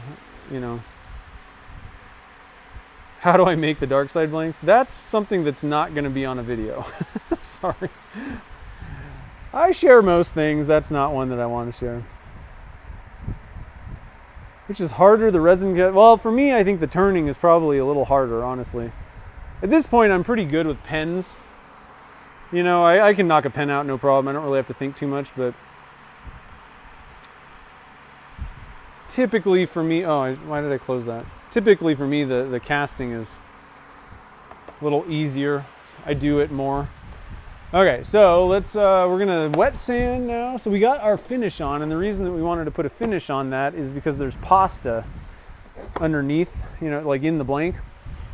So we don't want water or anything. We want to seal that off. So we got that sealed. Let's do a little bit of wet sanding here, and then we'll buff. And we'll assemble our pen. Having some fun here. So it looks like the camera angle's okay. Oh, did I screw something up? No.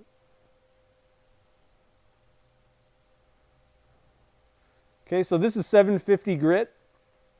It's the Zona polishing paper.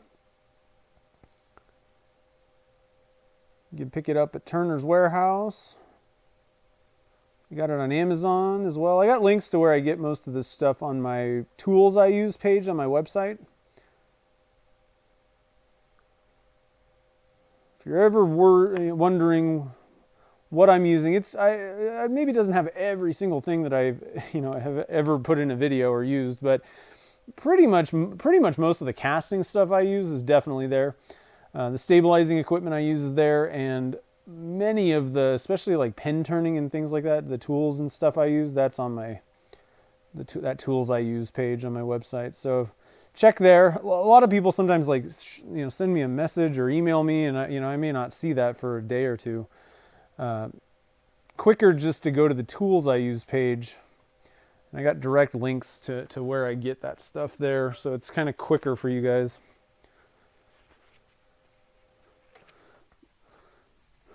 Sometimes it's just a quick question like, hey, where'd you get that Zona paper? If I don't see it for 2 days, you're gonna wait quite a while to get that answer. You could just click on the link. It's easy. Okay, so I think we're good to go with the 750, and then I'm going to hit it with 1150. That's the gray one. And I buy this stuff. Now, Chad sells packs with the, a bunch of different grits. I actually just typically buy there's 10 packs of just, 750 grit or 1150, and I generally just use these two grits. So you can get those right now on Amazon. But Chad's going to be carrying, I think, the just 10. It's a 10 pack, 8.5 by 11, sheet of each one of these. So 10 of them, 10 times 8.5 by 11 sheet, and then I just cut them into these little squares so I can save a little bit of money, make it easy on me.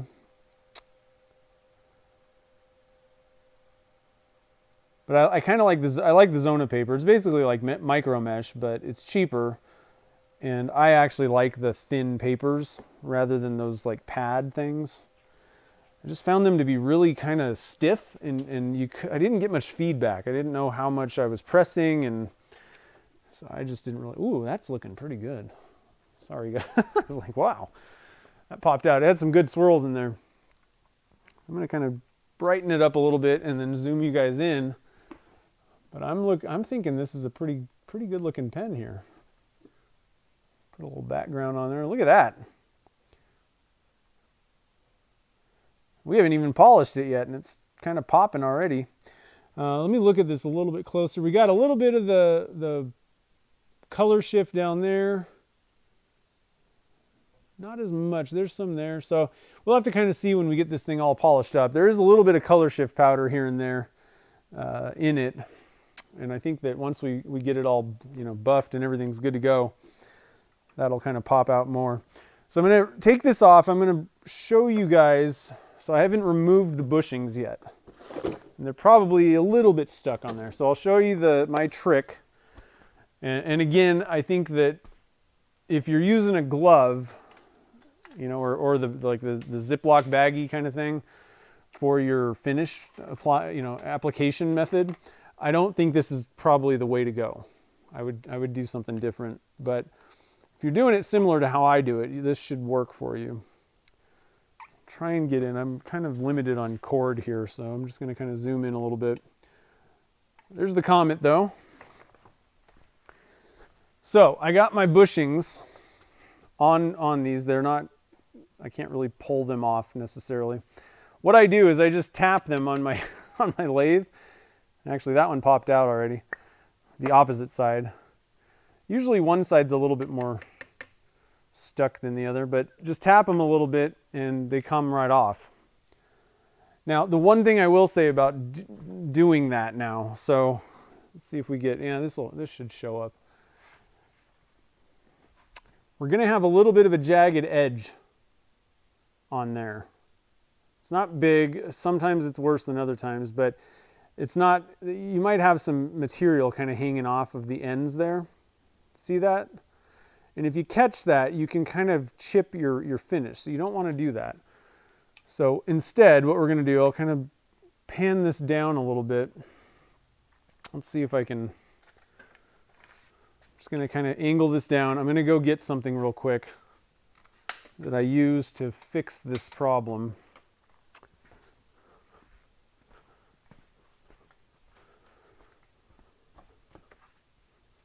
Got a couple little tool things that I use. So first thing I do is I just kind of round over. This is a piece of 1000 grit. So I'm just going to kind of round that over so I don't catch it on anything. Am I on the camera? Oops. So I'm just kind of rounding that over, taking, anything that's kind of like catchy off. Then what I have here, this is just one of those pen mandrels. This is actually the one for the shopsmith. And, in general, this should be 90 degrees to this edge, pretty much where the shaft is. So I got a piece of 240 grit and I just use a hole punch. Oh, let me make sure I'm on camera. Use a hole punch, stick the 240 grit on, and then you just run that down, and you just want to put pressure down so the blank is, you know, running along this pipe, or, you know, the mandrel. And then just do a little bit of pressure and you're just squaring that back up and taking off any extra material that's overhanging, because the thing is, you need to take that off even if it's not going to catch on something. But if you have CA glue that's kind of hanging off the edge, when you start pressing the parts together on your pen, you're going to crack your finish. So you need to make sure that you don't have any of that extra material there either way, but this definitely makes sure that you don't like catch that stuff and chip your finish off while you're buffing, or just, you know, doing whatever. Now at the end, I come back again with that 1000 grit and just round that over again. It's not going to have any effect on the look. You're not even going to notice it, but there's just no way that you're going to catch it. You could maybe catch it on something if you don't round it over. It's maybe being a little bit overcautious, but ever since I started doing this whole method thing, I've never had a problem cracking a finish when I assemble a pen. So if it ain't broke, just blow that off. And then I'm going to do the same thing with the other. So again, these things are kind of stuck on there. So we'll get this thing up here and kind of zoom in a little bit. Hopefully that's good. And then I'm just going to give it a little tap, tap, taparoo. Pop that out. That one's still a little stuck. Pop it out. And then I think I'm just going to try and zoom out. Make sure that that worked. Yep. Then I take the silicone carbide, or the 1000 grit silicone carbide, just round it over a little bit. Make sure there's no snaggy pieces. And then pop it on the mandrel. And again, you want to make sure that you're putting downward pressure when if you're using something like this. You don't want it to be bouncing around, because you can put a weird, you want to make sure that it's staying 90 degrees to the sandpaper. And flip it.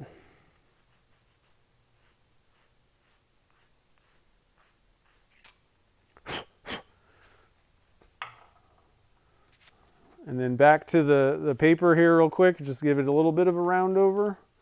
The other thing that this will do is, if you had, if it really was a little bit bigger than the bushing, or, the parts that it's going to match up to, if you just break that edge a little bit, it'll just also make the finished pen, not look, it can kind of help out, and bring those two pieces together a little bit smoother.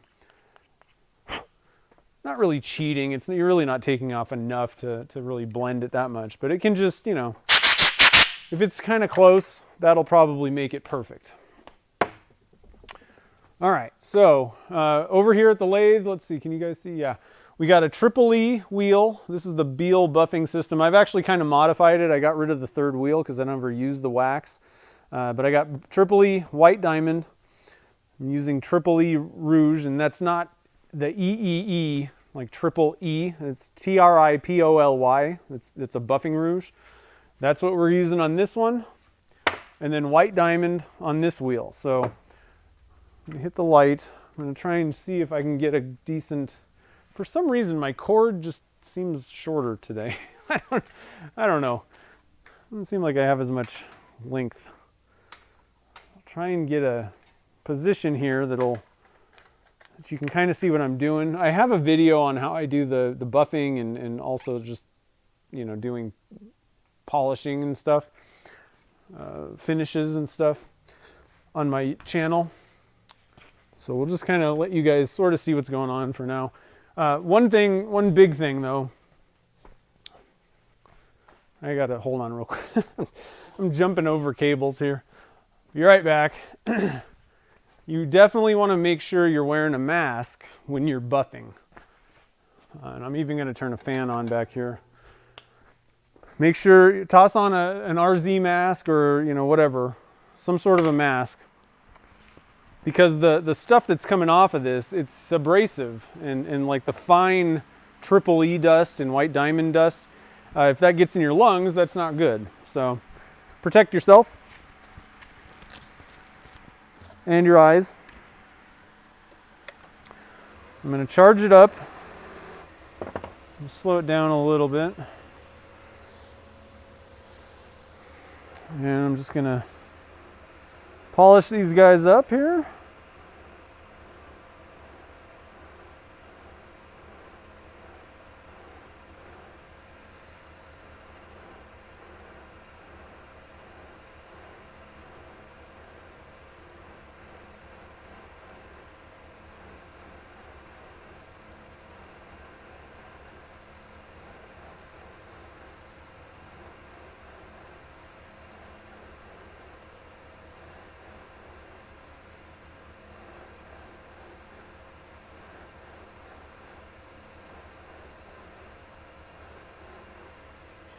You can also get a little stick.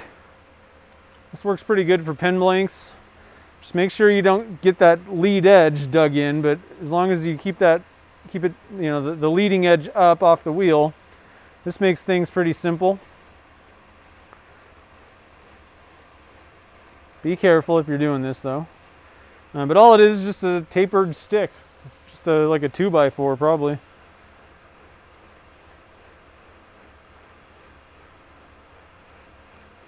So as long as you get up to 1200 grit, you've gotten all the lower than 1200 grit scratches out on your blank, the buffing wheels will take care of the rest for you. And you're gonna I get the best polish using this, and it's the most consistent method, but you have to get all those lower grit scratches out first. So that's where I was saying, you know, some people aren't as diligent as they maybe should be sanding. And that's where, you know, you still might have some scratches after you've done the buffing. As long as you're up to 1200 across the thing, you know, which 1150, you know, somewhere around there, 1000 to 1200, then you're good to go. So we'll do that. I usually do it by hand first. I don't know. It's just the way that I do it. You don't have to do it this way. I kind of find that the reason I do that, I guess, is you can get the edges, the ends of your blanks a little bit better, I feel. I don't know. You know how you just do things a certain way and there's really no rhyme or reason sometimes? This is one of those.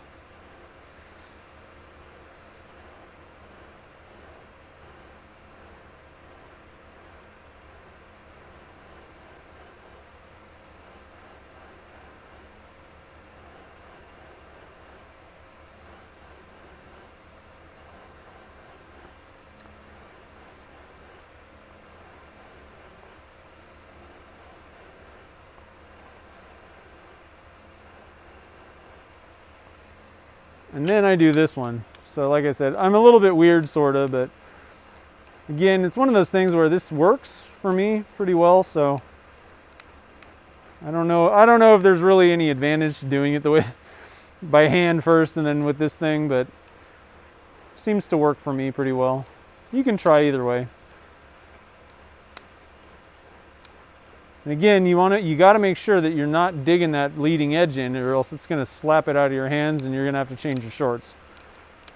Just be careful around the buffing wheel and everything will go good and your blanks will be nice and purty. But you can see it doesn't really take that long. I'm not spending, you know, I don't know how long I just spent on this whole pen, but I think less than 10 minutes probably, right? Pretty quick. It's already pretty shiny off of the triple E wheel. I mean, that alone is pretty darn good. I got to get behind the camera here. But I mean, that's not bad. It's already looking pretty shiny.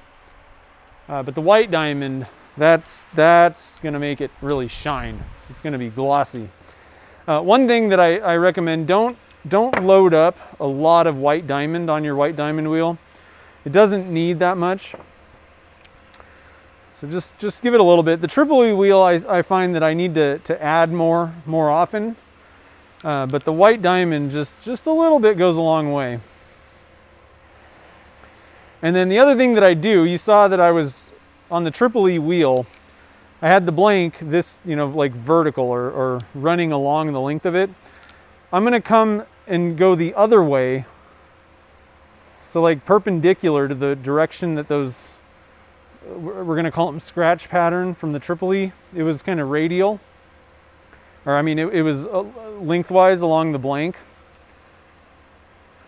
Now I'm gonna do the other way first on the white diamond. And I find that even when you're just sanding, switching the direction of you know, the way the scratch pattern's going, generally is a good way to go. It kind of helps. Works well. I don't know. Definitely, I would actually say that it probably works even better for sanding, but I just kind of carry it over into the buffing kind of for the same reasons. So I do that first, and then I actually finish the opposite direction again with the white diamond. I think it's best to finish with this along the length of the blank.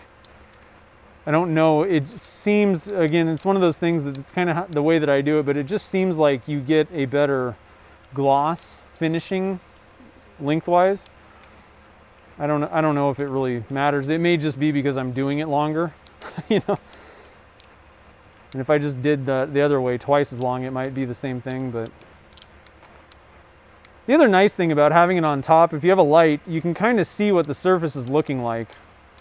Rather than down here, sometimes it's harder to see. I'm just kind of spitballing here, throwing out some ideas of why I kind of do some of these things. And I got it running at about 1,000 RPMs. You don't really need it to be spinning super fast necessarily. If it's going too fast, you can kind of, it can kind of go against you. You really don't need it to be like super fast.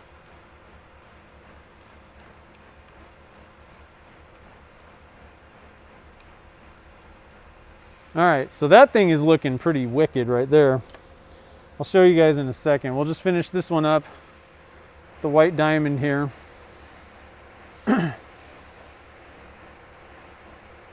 And it definitely helps to have like a good raking light so you can really see the surface, see if there's any scratches left that you might have missed, or, you know, whatever. More light you can have, and raking light bouncing down into your eyes, that'll show you, you know, where any flaws might be. It's just not really good enough to kind of have sort of, you know, fluorescent lights above you and not really being able to see. Kind of, you got to get that task lighting showing you any problems that might be happening.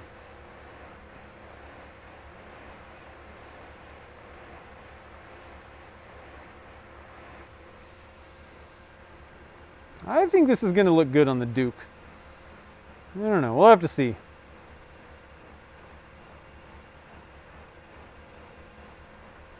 I don't think I've put like, I made a few pasta pens. Haven't made one that I'm like, wow, that looks terrible on that kit, you know? They typically look pretty good on anything. So we'll just have to see. We'll see how it goes.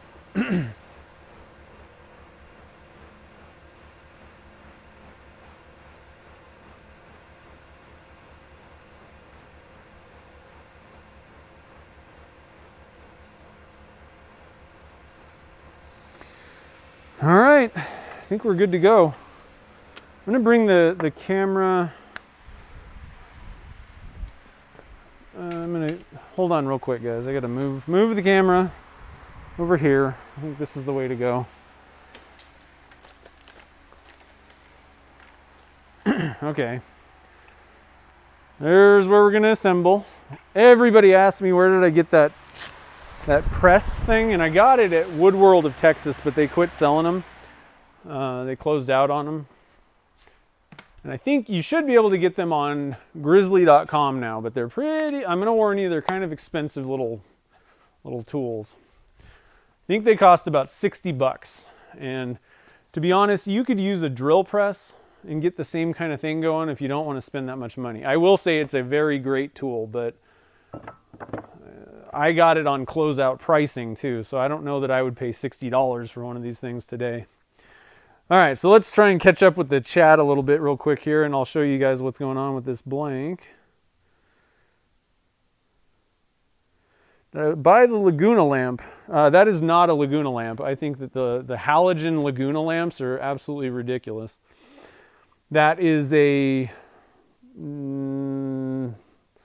Nova lamp, or it's one of the ones from Wood Turning Wonders, which again, that was like $150, and that's, man, I don't know.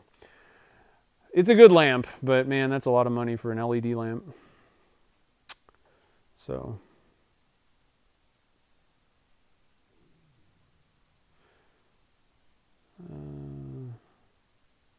Sorry guys, I'm just trying to, RZ, yeah. They work pretty good. I don't know what you guys were talking about. They are not necessarily like OSHA approved or any of that stuff, but you know, the problem is the OSHA approvals are dependent upon you making sure that you have a good seal with the half mask. Because I used to use these 3M, these things. These have the like carbon filters on them right now, but to be honest, after hours of working with something like that on there, I didn't like it. And so what do you do when you don't like something? You don't use it. It would get a little bit heavy, and it wasn't that comfortable, and frankly, I don't know how good a seal. They don't seal very well if you have facial hair. And so I tried out these RZ masks, and they're just basically just a paper filter, you know, but this is simple, easy, lightweight, and I actually put it on. So my argument is, yeah, well, maybe not OSHA approved, but it probably is protecting me equally well, and it's definitely protecting me better than a mask that I'm not wearing. So, you know, that's kind of my take on them. They work pretty good. I like them. I would say the only drawback to those are, the only thing I don't like about them necessarily is it took me, I had to buy like 3 masks to find one the right size. Their sizing thing is kind of weird. They're like, how much do you weigh? And I'm like, what does that have to do with my face mask? So I ended up buying a few of them before I got the right one. And now I'm very happy. So let me go get some gloves. Sorry, it's kind of, you're just staring at nothing for a second here. I'm gonna get some gloves on. I don't like handling blanks once I've polished them. I don't like getting oils all over them and fingerprints. I'm kind of weird that way. So I get gloves on. So let's take a peek at these guys real quick. I'm gonna angle it down. I usually get a better view that way. But man, I mean, these things are looking pretty wicked. And let's see here. So we got some color shift powder going on the top there. Kind of in with the pearl stuff. But I love those funky shapes and all that stuff. The pasta's, it's so easy. You just dump it in the resin. For something that simple, you get some pretty awesome results with pasta. And here's the body of it. They kind of look like, I don't know, like cave art, sort of. I don't know, something like that. All right, so let's put this together. Now, again, I have those marks on the inside, so I know, you know, how to line these up if that's the way that I want to go with it, to where both blanks are lined up in line. And I'm going to put them, let's see, I got to get the camera looking at what I'm doing a little bit. So I'm going to line them up the way that they need to be. Looking inside here. Okay, so I got my mark on that one down there, mark on that one right there.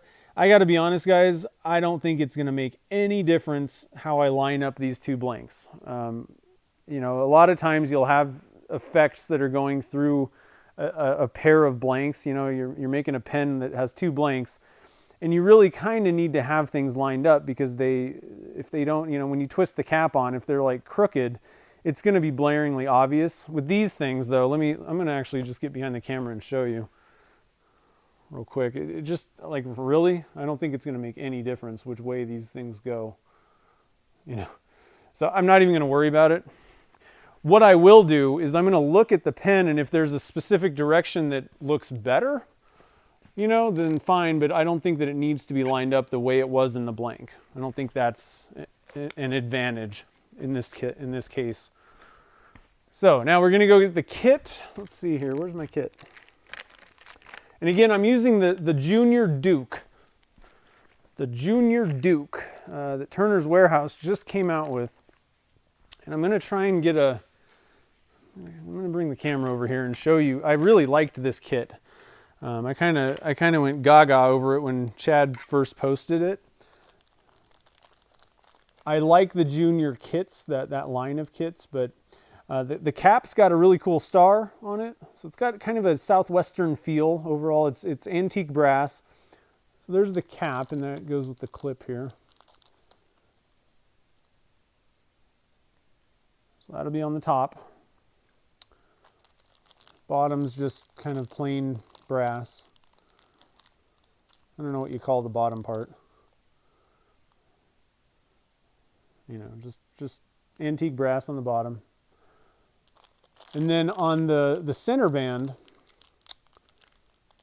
it's kind of a multiple piece center band, so you got to kind of watch out. There's lots of pieces going on. But the center band has this barbed wire stuff. And I know it's kind of simple, like whatever. You're like, okay, so it's got barbed wire, but it's interesting. It really adds a lot of interest to it. And so I'm hoping the pen that Chad posted, he was using a piece of kind of like dark walnut or something like that, and it really looked awesome. And you can see that the nib and all that stuff is just kind of antique brass, not much going on, but it really just looked really good on the pen that he made. So I'm hoping that that's the case. You know, this pasta pen is not the one that I like my first choice, but for this kit necessarily, but I think that the purple is going to look good with the brass. So I'm hoping the rest of everything goes good too. And so I got a link to this Junior Duke kit on Turner's Warehouse in the description of the video. So let's see, let me just, grain alignment. Yeah, like, you know, yeah. In some cases, it's kind of a necessity, because if it's not, if you didn't line it up right, it looks bad, you know, on the finished pen. But a lot of times with just resin swirly stuff, unless there's like a specific swirl going through a certain point that you know, if it's off, it's going to be obvious. A lot of times it doesn't really make that much difference. But yeah, some customers definitely, if it's all wonky, you're going to be in for it. All right, so, wow, that's really tight.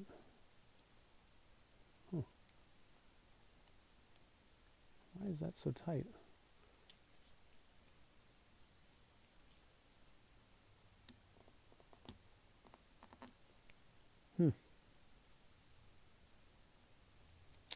I think I'm going to actually have to sand some of this off, because, man, that's really, really tight. All right. Might have to do a little bit of tweaking to this thing, but we'll get it. So I'm going to put this guy on here. And the way this thing works, you just kind of adjust it down. I find that vertical pressing is way better than horizontal. That's so even if you just use a lathe, I mean a drill press or something, or even maybe, you know, I used to use a clamp, and I would actually say it might be worth just tilting the clamp. Let me put this down. You know, doing it this way. I think that alone would be a lot smarter. I never really thought to do it that way. But vertical pressing just seems to work better. I have a lot less, you know, blanks that when I'm putting the kit together, where it's kind of, sometimes it'll kind of bend off and you're really not pressing it straight. I don't really have that problem. Oh, shoot. I was talking, not paying attention. I got to flip this. I got to pop this guy out. Oopsies. I put the wrong piece in the wrong end, I think. Did I? Oh, maybe not. Maybe not. Never mind. I did it right. Don't worry, guys. It's okay. Did I see Jake Thompson's in the chat? Is Jake Thompson in the house? What's happening, brother?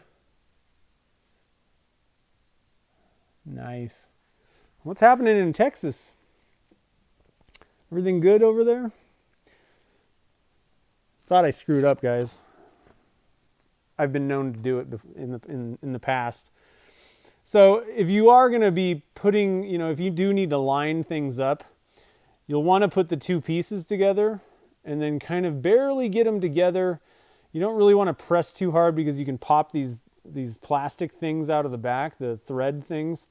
So you just want to get things kind of lined up and then back it out, and then you're good to go. Now, in this case, for some reason, this plastic thing is not fitting. Like, this whole thing needs to go in here and it's not fitting into my...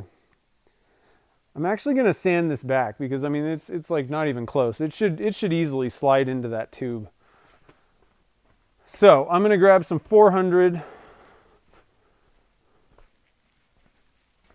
I mean, let's pull out the calipers and just see what's going on, because I hope it like is just kind of flared at the end or something. So that's like 470. Let's see what this says.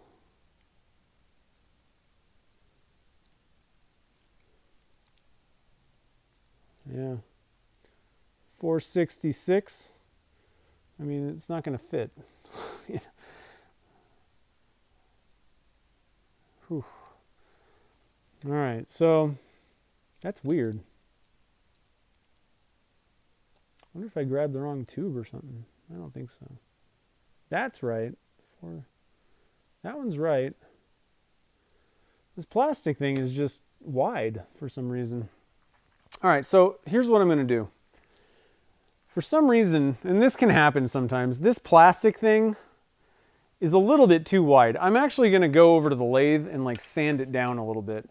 Won't take much. We're talking thousandths, but when it comes to thousandths, putting a pen together, it can make a difference. So, I'm probably going to run out of battery soon on this camera. So we'll just kind of get that set up. I got to kind of get moving so I don't lose. But I think if we just kind of lightly put this thing on here, I think that it'll make... The problem is if you try to just press something together, like smash it together, a lot of times that definitely doesn't work. So I'm just going to ease up to it, turn the lathe on, and we're going to grab some 400 grit. And I don't need to sand the metal part because it's actually the right size. It's just this plastic stuff that's just being a pain in my butt. So I'm just going to sand that back, and I'm going to check with the calipers and see where it's at. Might have to drop down to like 240 grit or something, but shouldn't take too much. Like I said, it's only really a few thousandths.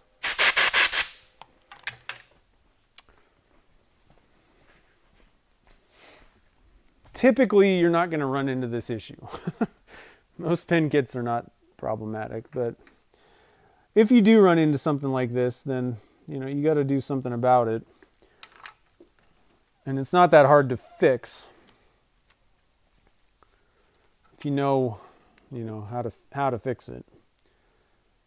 Okay, so it's pretty close at this point. Let me just check the top part here.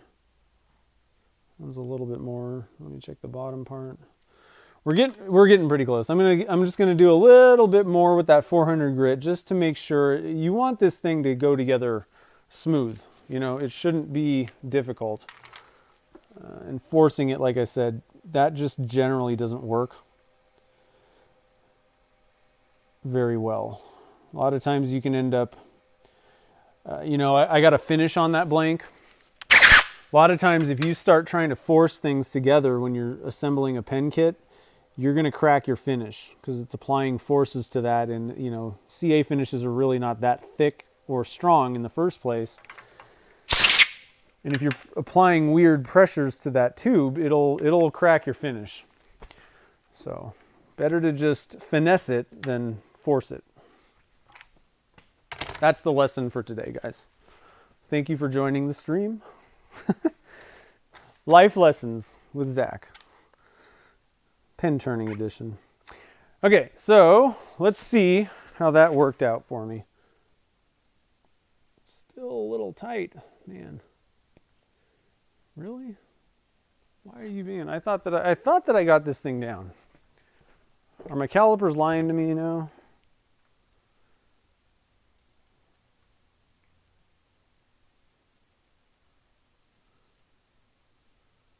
Maybe it's kind of squished. It might be kind of wonky squished. All right, back to the lathe. I'm going to live by what I said. And we're going to finesse this a little bit. I'm going to move up to a higher grit, or lower grit, sandpaper.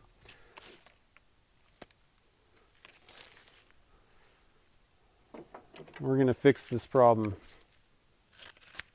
I'm going to switch to 180 grit. This shouldn't take too much.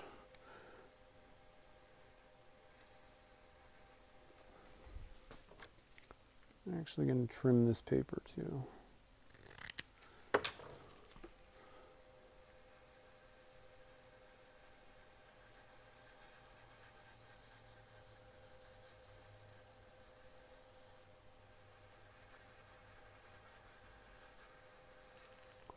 All right.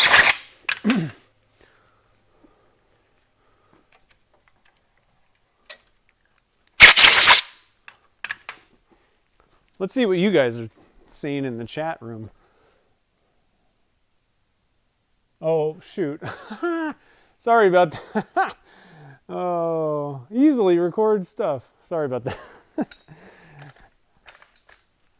wish I could just turn the touchscreen stuff off on this camera because it's not like I need it. No. Oh, man. Okay, so let's see what I did. Yeah, I think that'll work now. It's a little bit of press. We're going to be doing a little bit of forcing. Well, yeah, nope, I got to go back to the lathe. It's kind of pressing. I can tell that this is not really going to work so hot. See where I pressed that in? It kind of like pushed the tube is basically cutting into that. It pushed it down. So I got a little bit more to take off. Patience is the key, I think, with this, you know. Like I want to just kind of get through this so we can get this pen put together.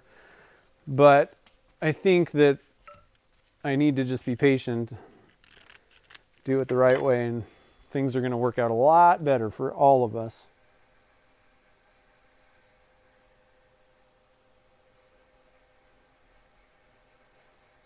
If for some reason you went, you know, like if you were sanding the actual metal parts and it was a little too thin, you can always CA glue your parts in, you know. And I've got, every once in a while you get a kit where like the parts are just a little bit undersized like that, so they don't like press fit. And you'll need to use some CA. So I'm not that worried, and really we're not actually pressing this. This thing doesn't have any structural anything to it. The press fit stuff is this metal one, and it's the right size. So let's give it one more shot here. There we go. See how easy that was? That's how it should be. The black thing should just slide in there. So we persevered with our. I will keep the marks correct. I'm going to put it the right way. But so what I was saying is, you want to kind of, if you are lining things up, you want to get this thing and make sure that it's the right way, and then just kind of line up the parts, you know, however which way they need to be. Once everything's lined up, then you want to take this out. You don't want to press the parts together with with both pieces, because it'll basically screw up this black plastic piece. That's got the threads in it. So you don't want to do that. I've learned my lesson far too many times. So I'm just going to look at this and kind of see how do I want this thing. So let me get behind the camera so you can kind of see what I'm doing here a little bit. Hold on. What is going on with this thing? Hold on, guys. There we go. We got it. Okay, so you can kind of see what's happening. So I'm just going to look at this and see, you know, how does this look? What's the best way to put these things together? And I don't know that it really matters that much. Like I said, on this one, it's just not. It's going to look good either way, basically. I think this sticks out. This pearl thing. So, you know, that might look good, kind of in line with the rest of this pearl on the bottom part. Might be one way to look at it. I kind of like that, I think. Maybe just a little bit like that. So that's how I'm going to do it. I think that looks pretty good. Pretty much all the way around. And that might be lined up the way it was supposed to be. And now I just realized that I almost forgot to put these pieces back onto this thing. So, so I don't have to do all that again. I'm actually just going to make a mark on this piece and kind of line it up. It's not, like I said, not a big deal. So we see this pearl stuff. I'm just going to put a mark right there. That way I know which way to put this thing back in, but I don't have to sit there and mess with putting the pieces together. All right, so this is becoming a difficult kit. Okay, pull this out, and then this is what it's going to look like. You got a couple of little pieces here, right? Get on the camera.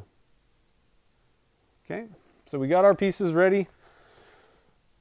Find my mark, found it, and that kind of just split the white pearl part of this for the most part. All right, and then we're going to go over to our little thing. And let's zoom in, why not? Hopefully you guys can see it. The only issue is my hand ends up going right here. So let's actually move the camera to the other side. I think you'll get a better shot of the press fit from this side.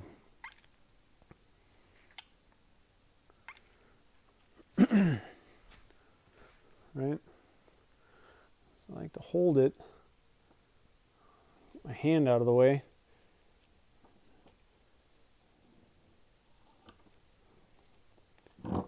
Move it down a little bit.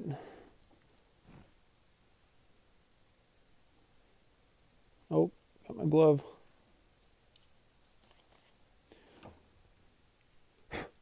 Make sure there's no little metal bits hanging out. And actually with this, depending on the blank that you're using or whatever and how everything's lined up, you can, oh, come on. You can actually move the little barbed wire pieces. You know, before you fully press it down, you could line up the barbs however you want. Again, I don't really think it matters on this one so much, but it's just something to kind of keep in mind. You might double check that and just make sure you like the orientation of the little barb pieces before you lock it down. And now those pieces, pressed them in, they won't move. Okay, so I think I actually flipped that upside down, but we're okay. I think originally I had it going this piece was going in the other side. So when you're doing your pens, just make sure that you're paying attention to what you're doing. It helps.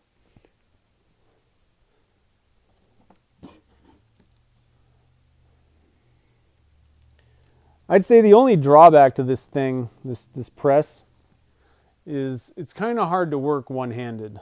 There's a lot of things going on, and you can't really, you got to kind of put the blank down first, you know.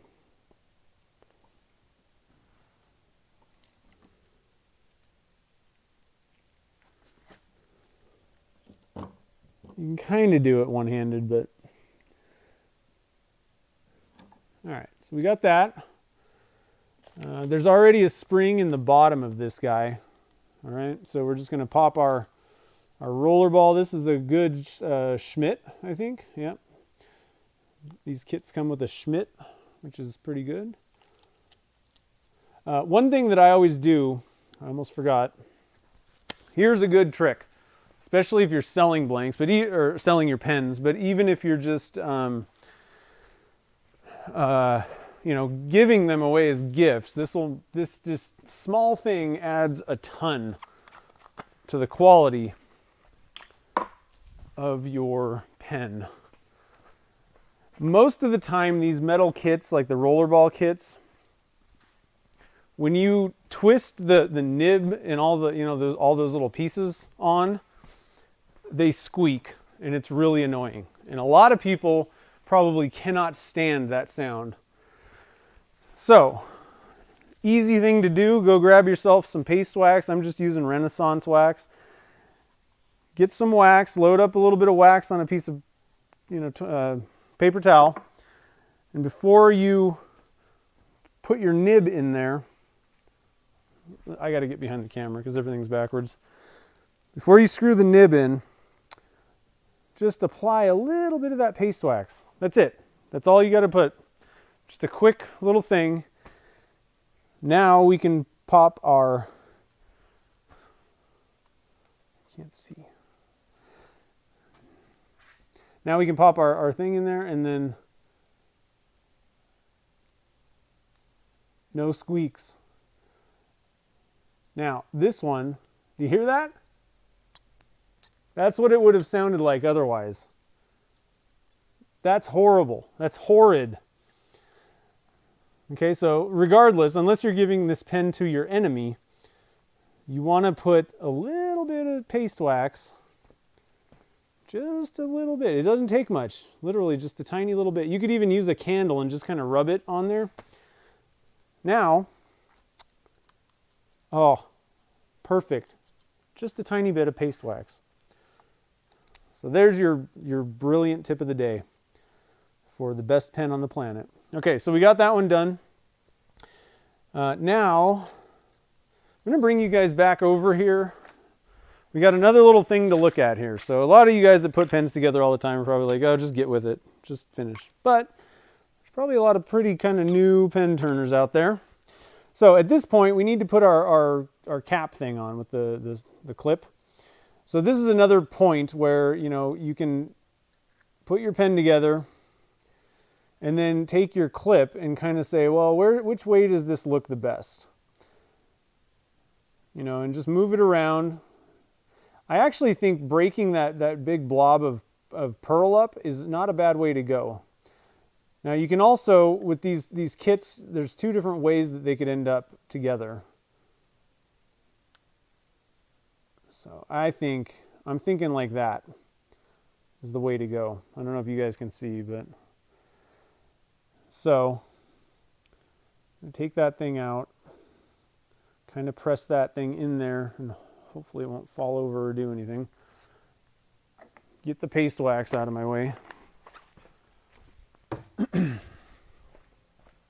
What angle can I do this where you guys can kind of see? Let's try this one. Let's try just kind of an overhead type of view. You won't necessarily see exactly what's going on, but so I got this thing pretty well placed the way that I want it. I'm going to put that like that. Drop this guy down and then press. And again, you want to make sure that you're not, you know, pressing these things in sideways or having them bend, especially if you have a CA finish on your pen. All right, so I think it's looking pretty good with the Duke kit, the Junior Duke. What do you guys think?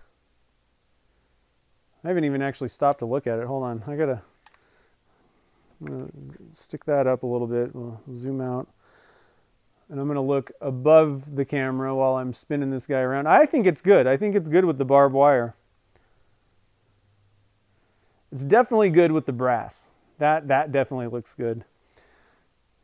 Might be a little bit kind of ambiguous with the barbed wire and the star, but I think it can pull it off. I think it's okay. But I definitely, this kit is awesome on, there's a lot of really good ones. Check out the pictures. Check out Chad's, Turner's Warehouse. I think it's at Turner's Warehouse on Instagram. Check out the piece of wood that he put on this thing. It looked like it was like leather almost. It was like one of those super dark brown, like a walnut or something like that. Really cool looking. It was probably more like some sort of a, I don't know what kind of wood it was, but I think this looks pretty good personally. So let's see what you guys think. We'll kind of just look from above on the yellow towel. That's a terrible background. How about green? Kind of lay that there. You can kind of look at the pen and see what's going on while I look at comments. Doing his thing in the wrong hole. Yeah, I do it. I do that sometimes.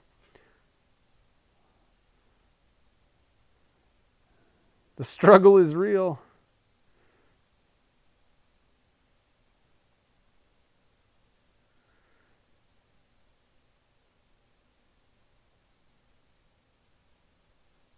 I tried hitting okay, but it doesn't work. Thanks, Mike. Yeah, so not too bad. I think it's pretty good. Not too shabby. So let me switch to the other camera real quick and we'll kind of wrap things up. I'll give you another shot of this. I got pretty good, I like the lighting over this little, my desk thing over here. So I'm going to move the camera real quick over here so you guys can kind of give you another kind of, 360 view, 360 degree view. I can't talk at this point. Have I been talking too long? I think so.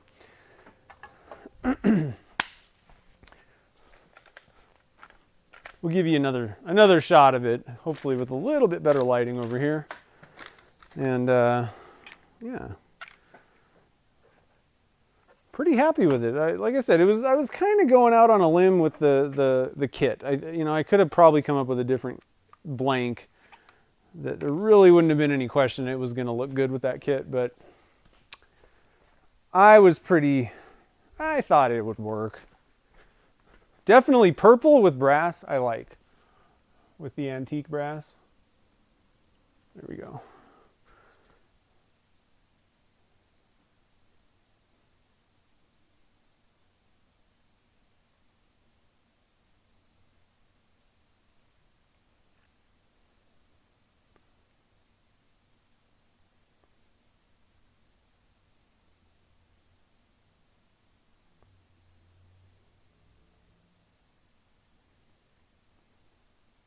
I'm pretty happy with it.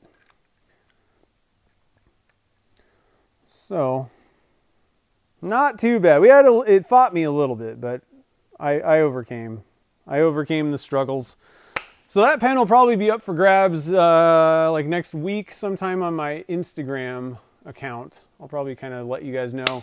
I got to get pictures of it and do all that kind of stuff for the thumbnails and all that stuff, but not too bad. I had fun. It's been a while since I turned something, so definitely had some fun making some shavings there.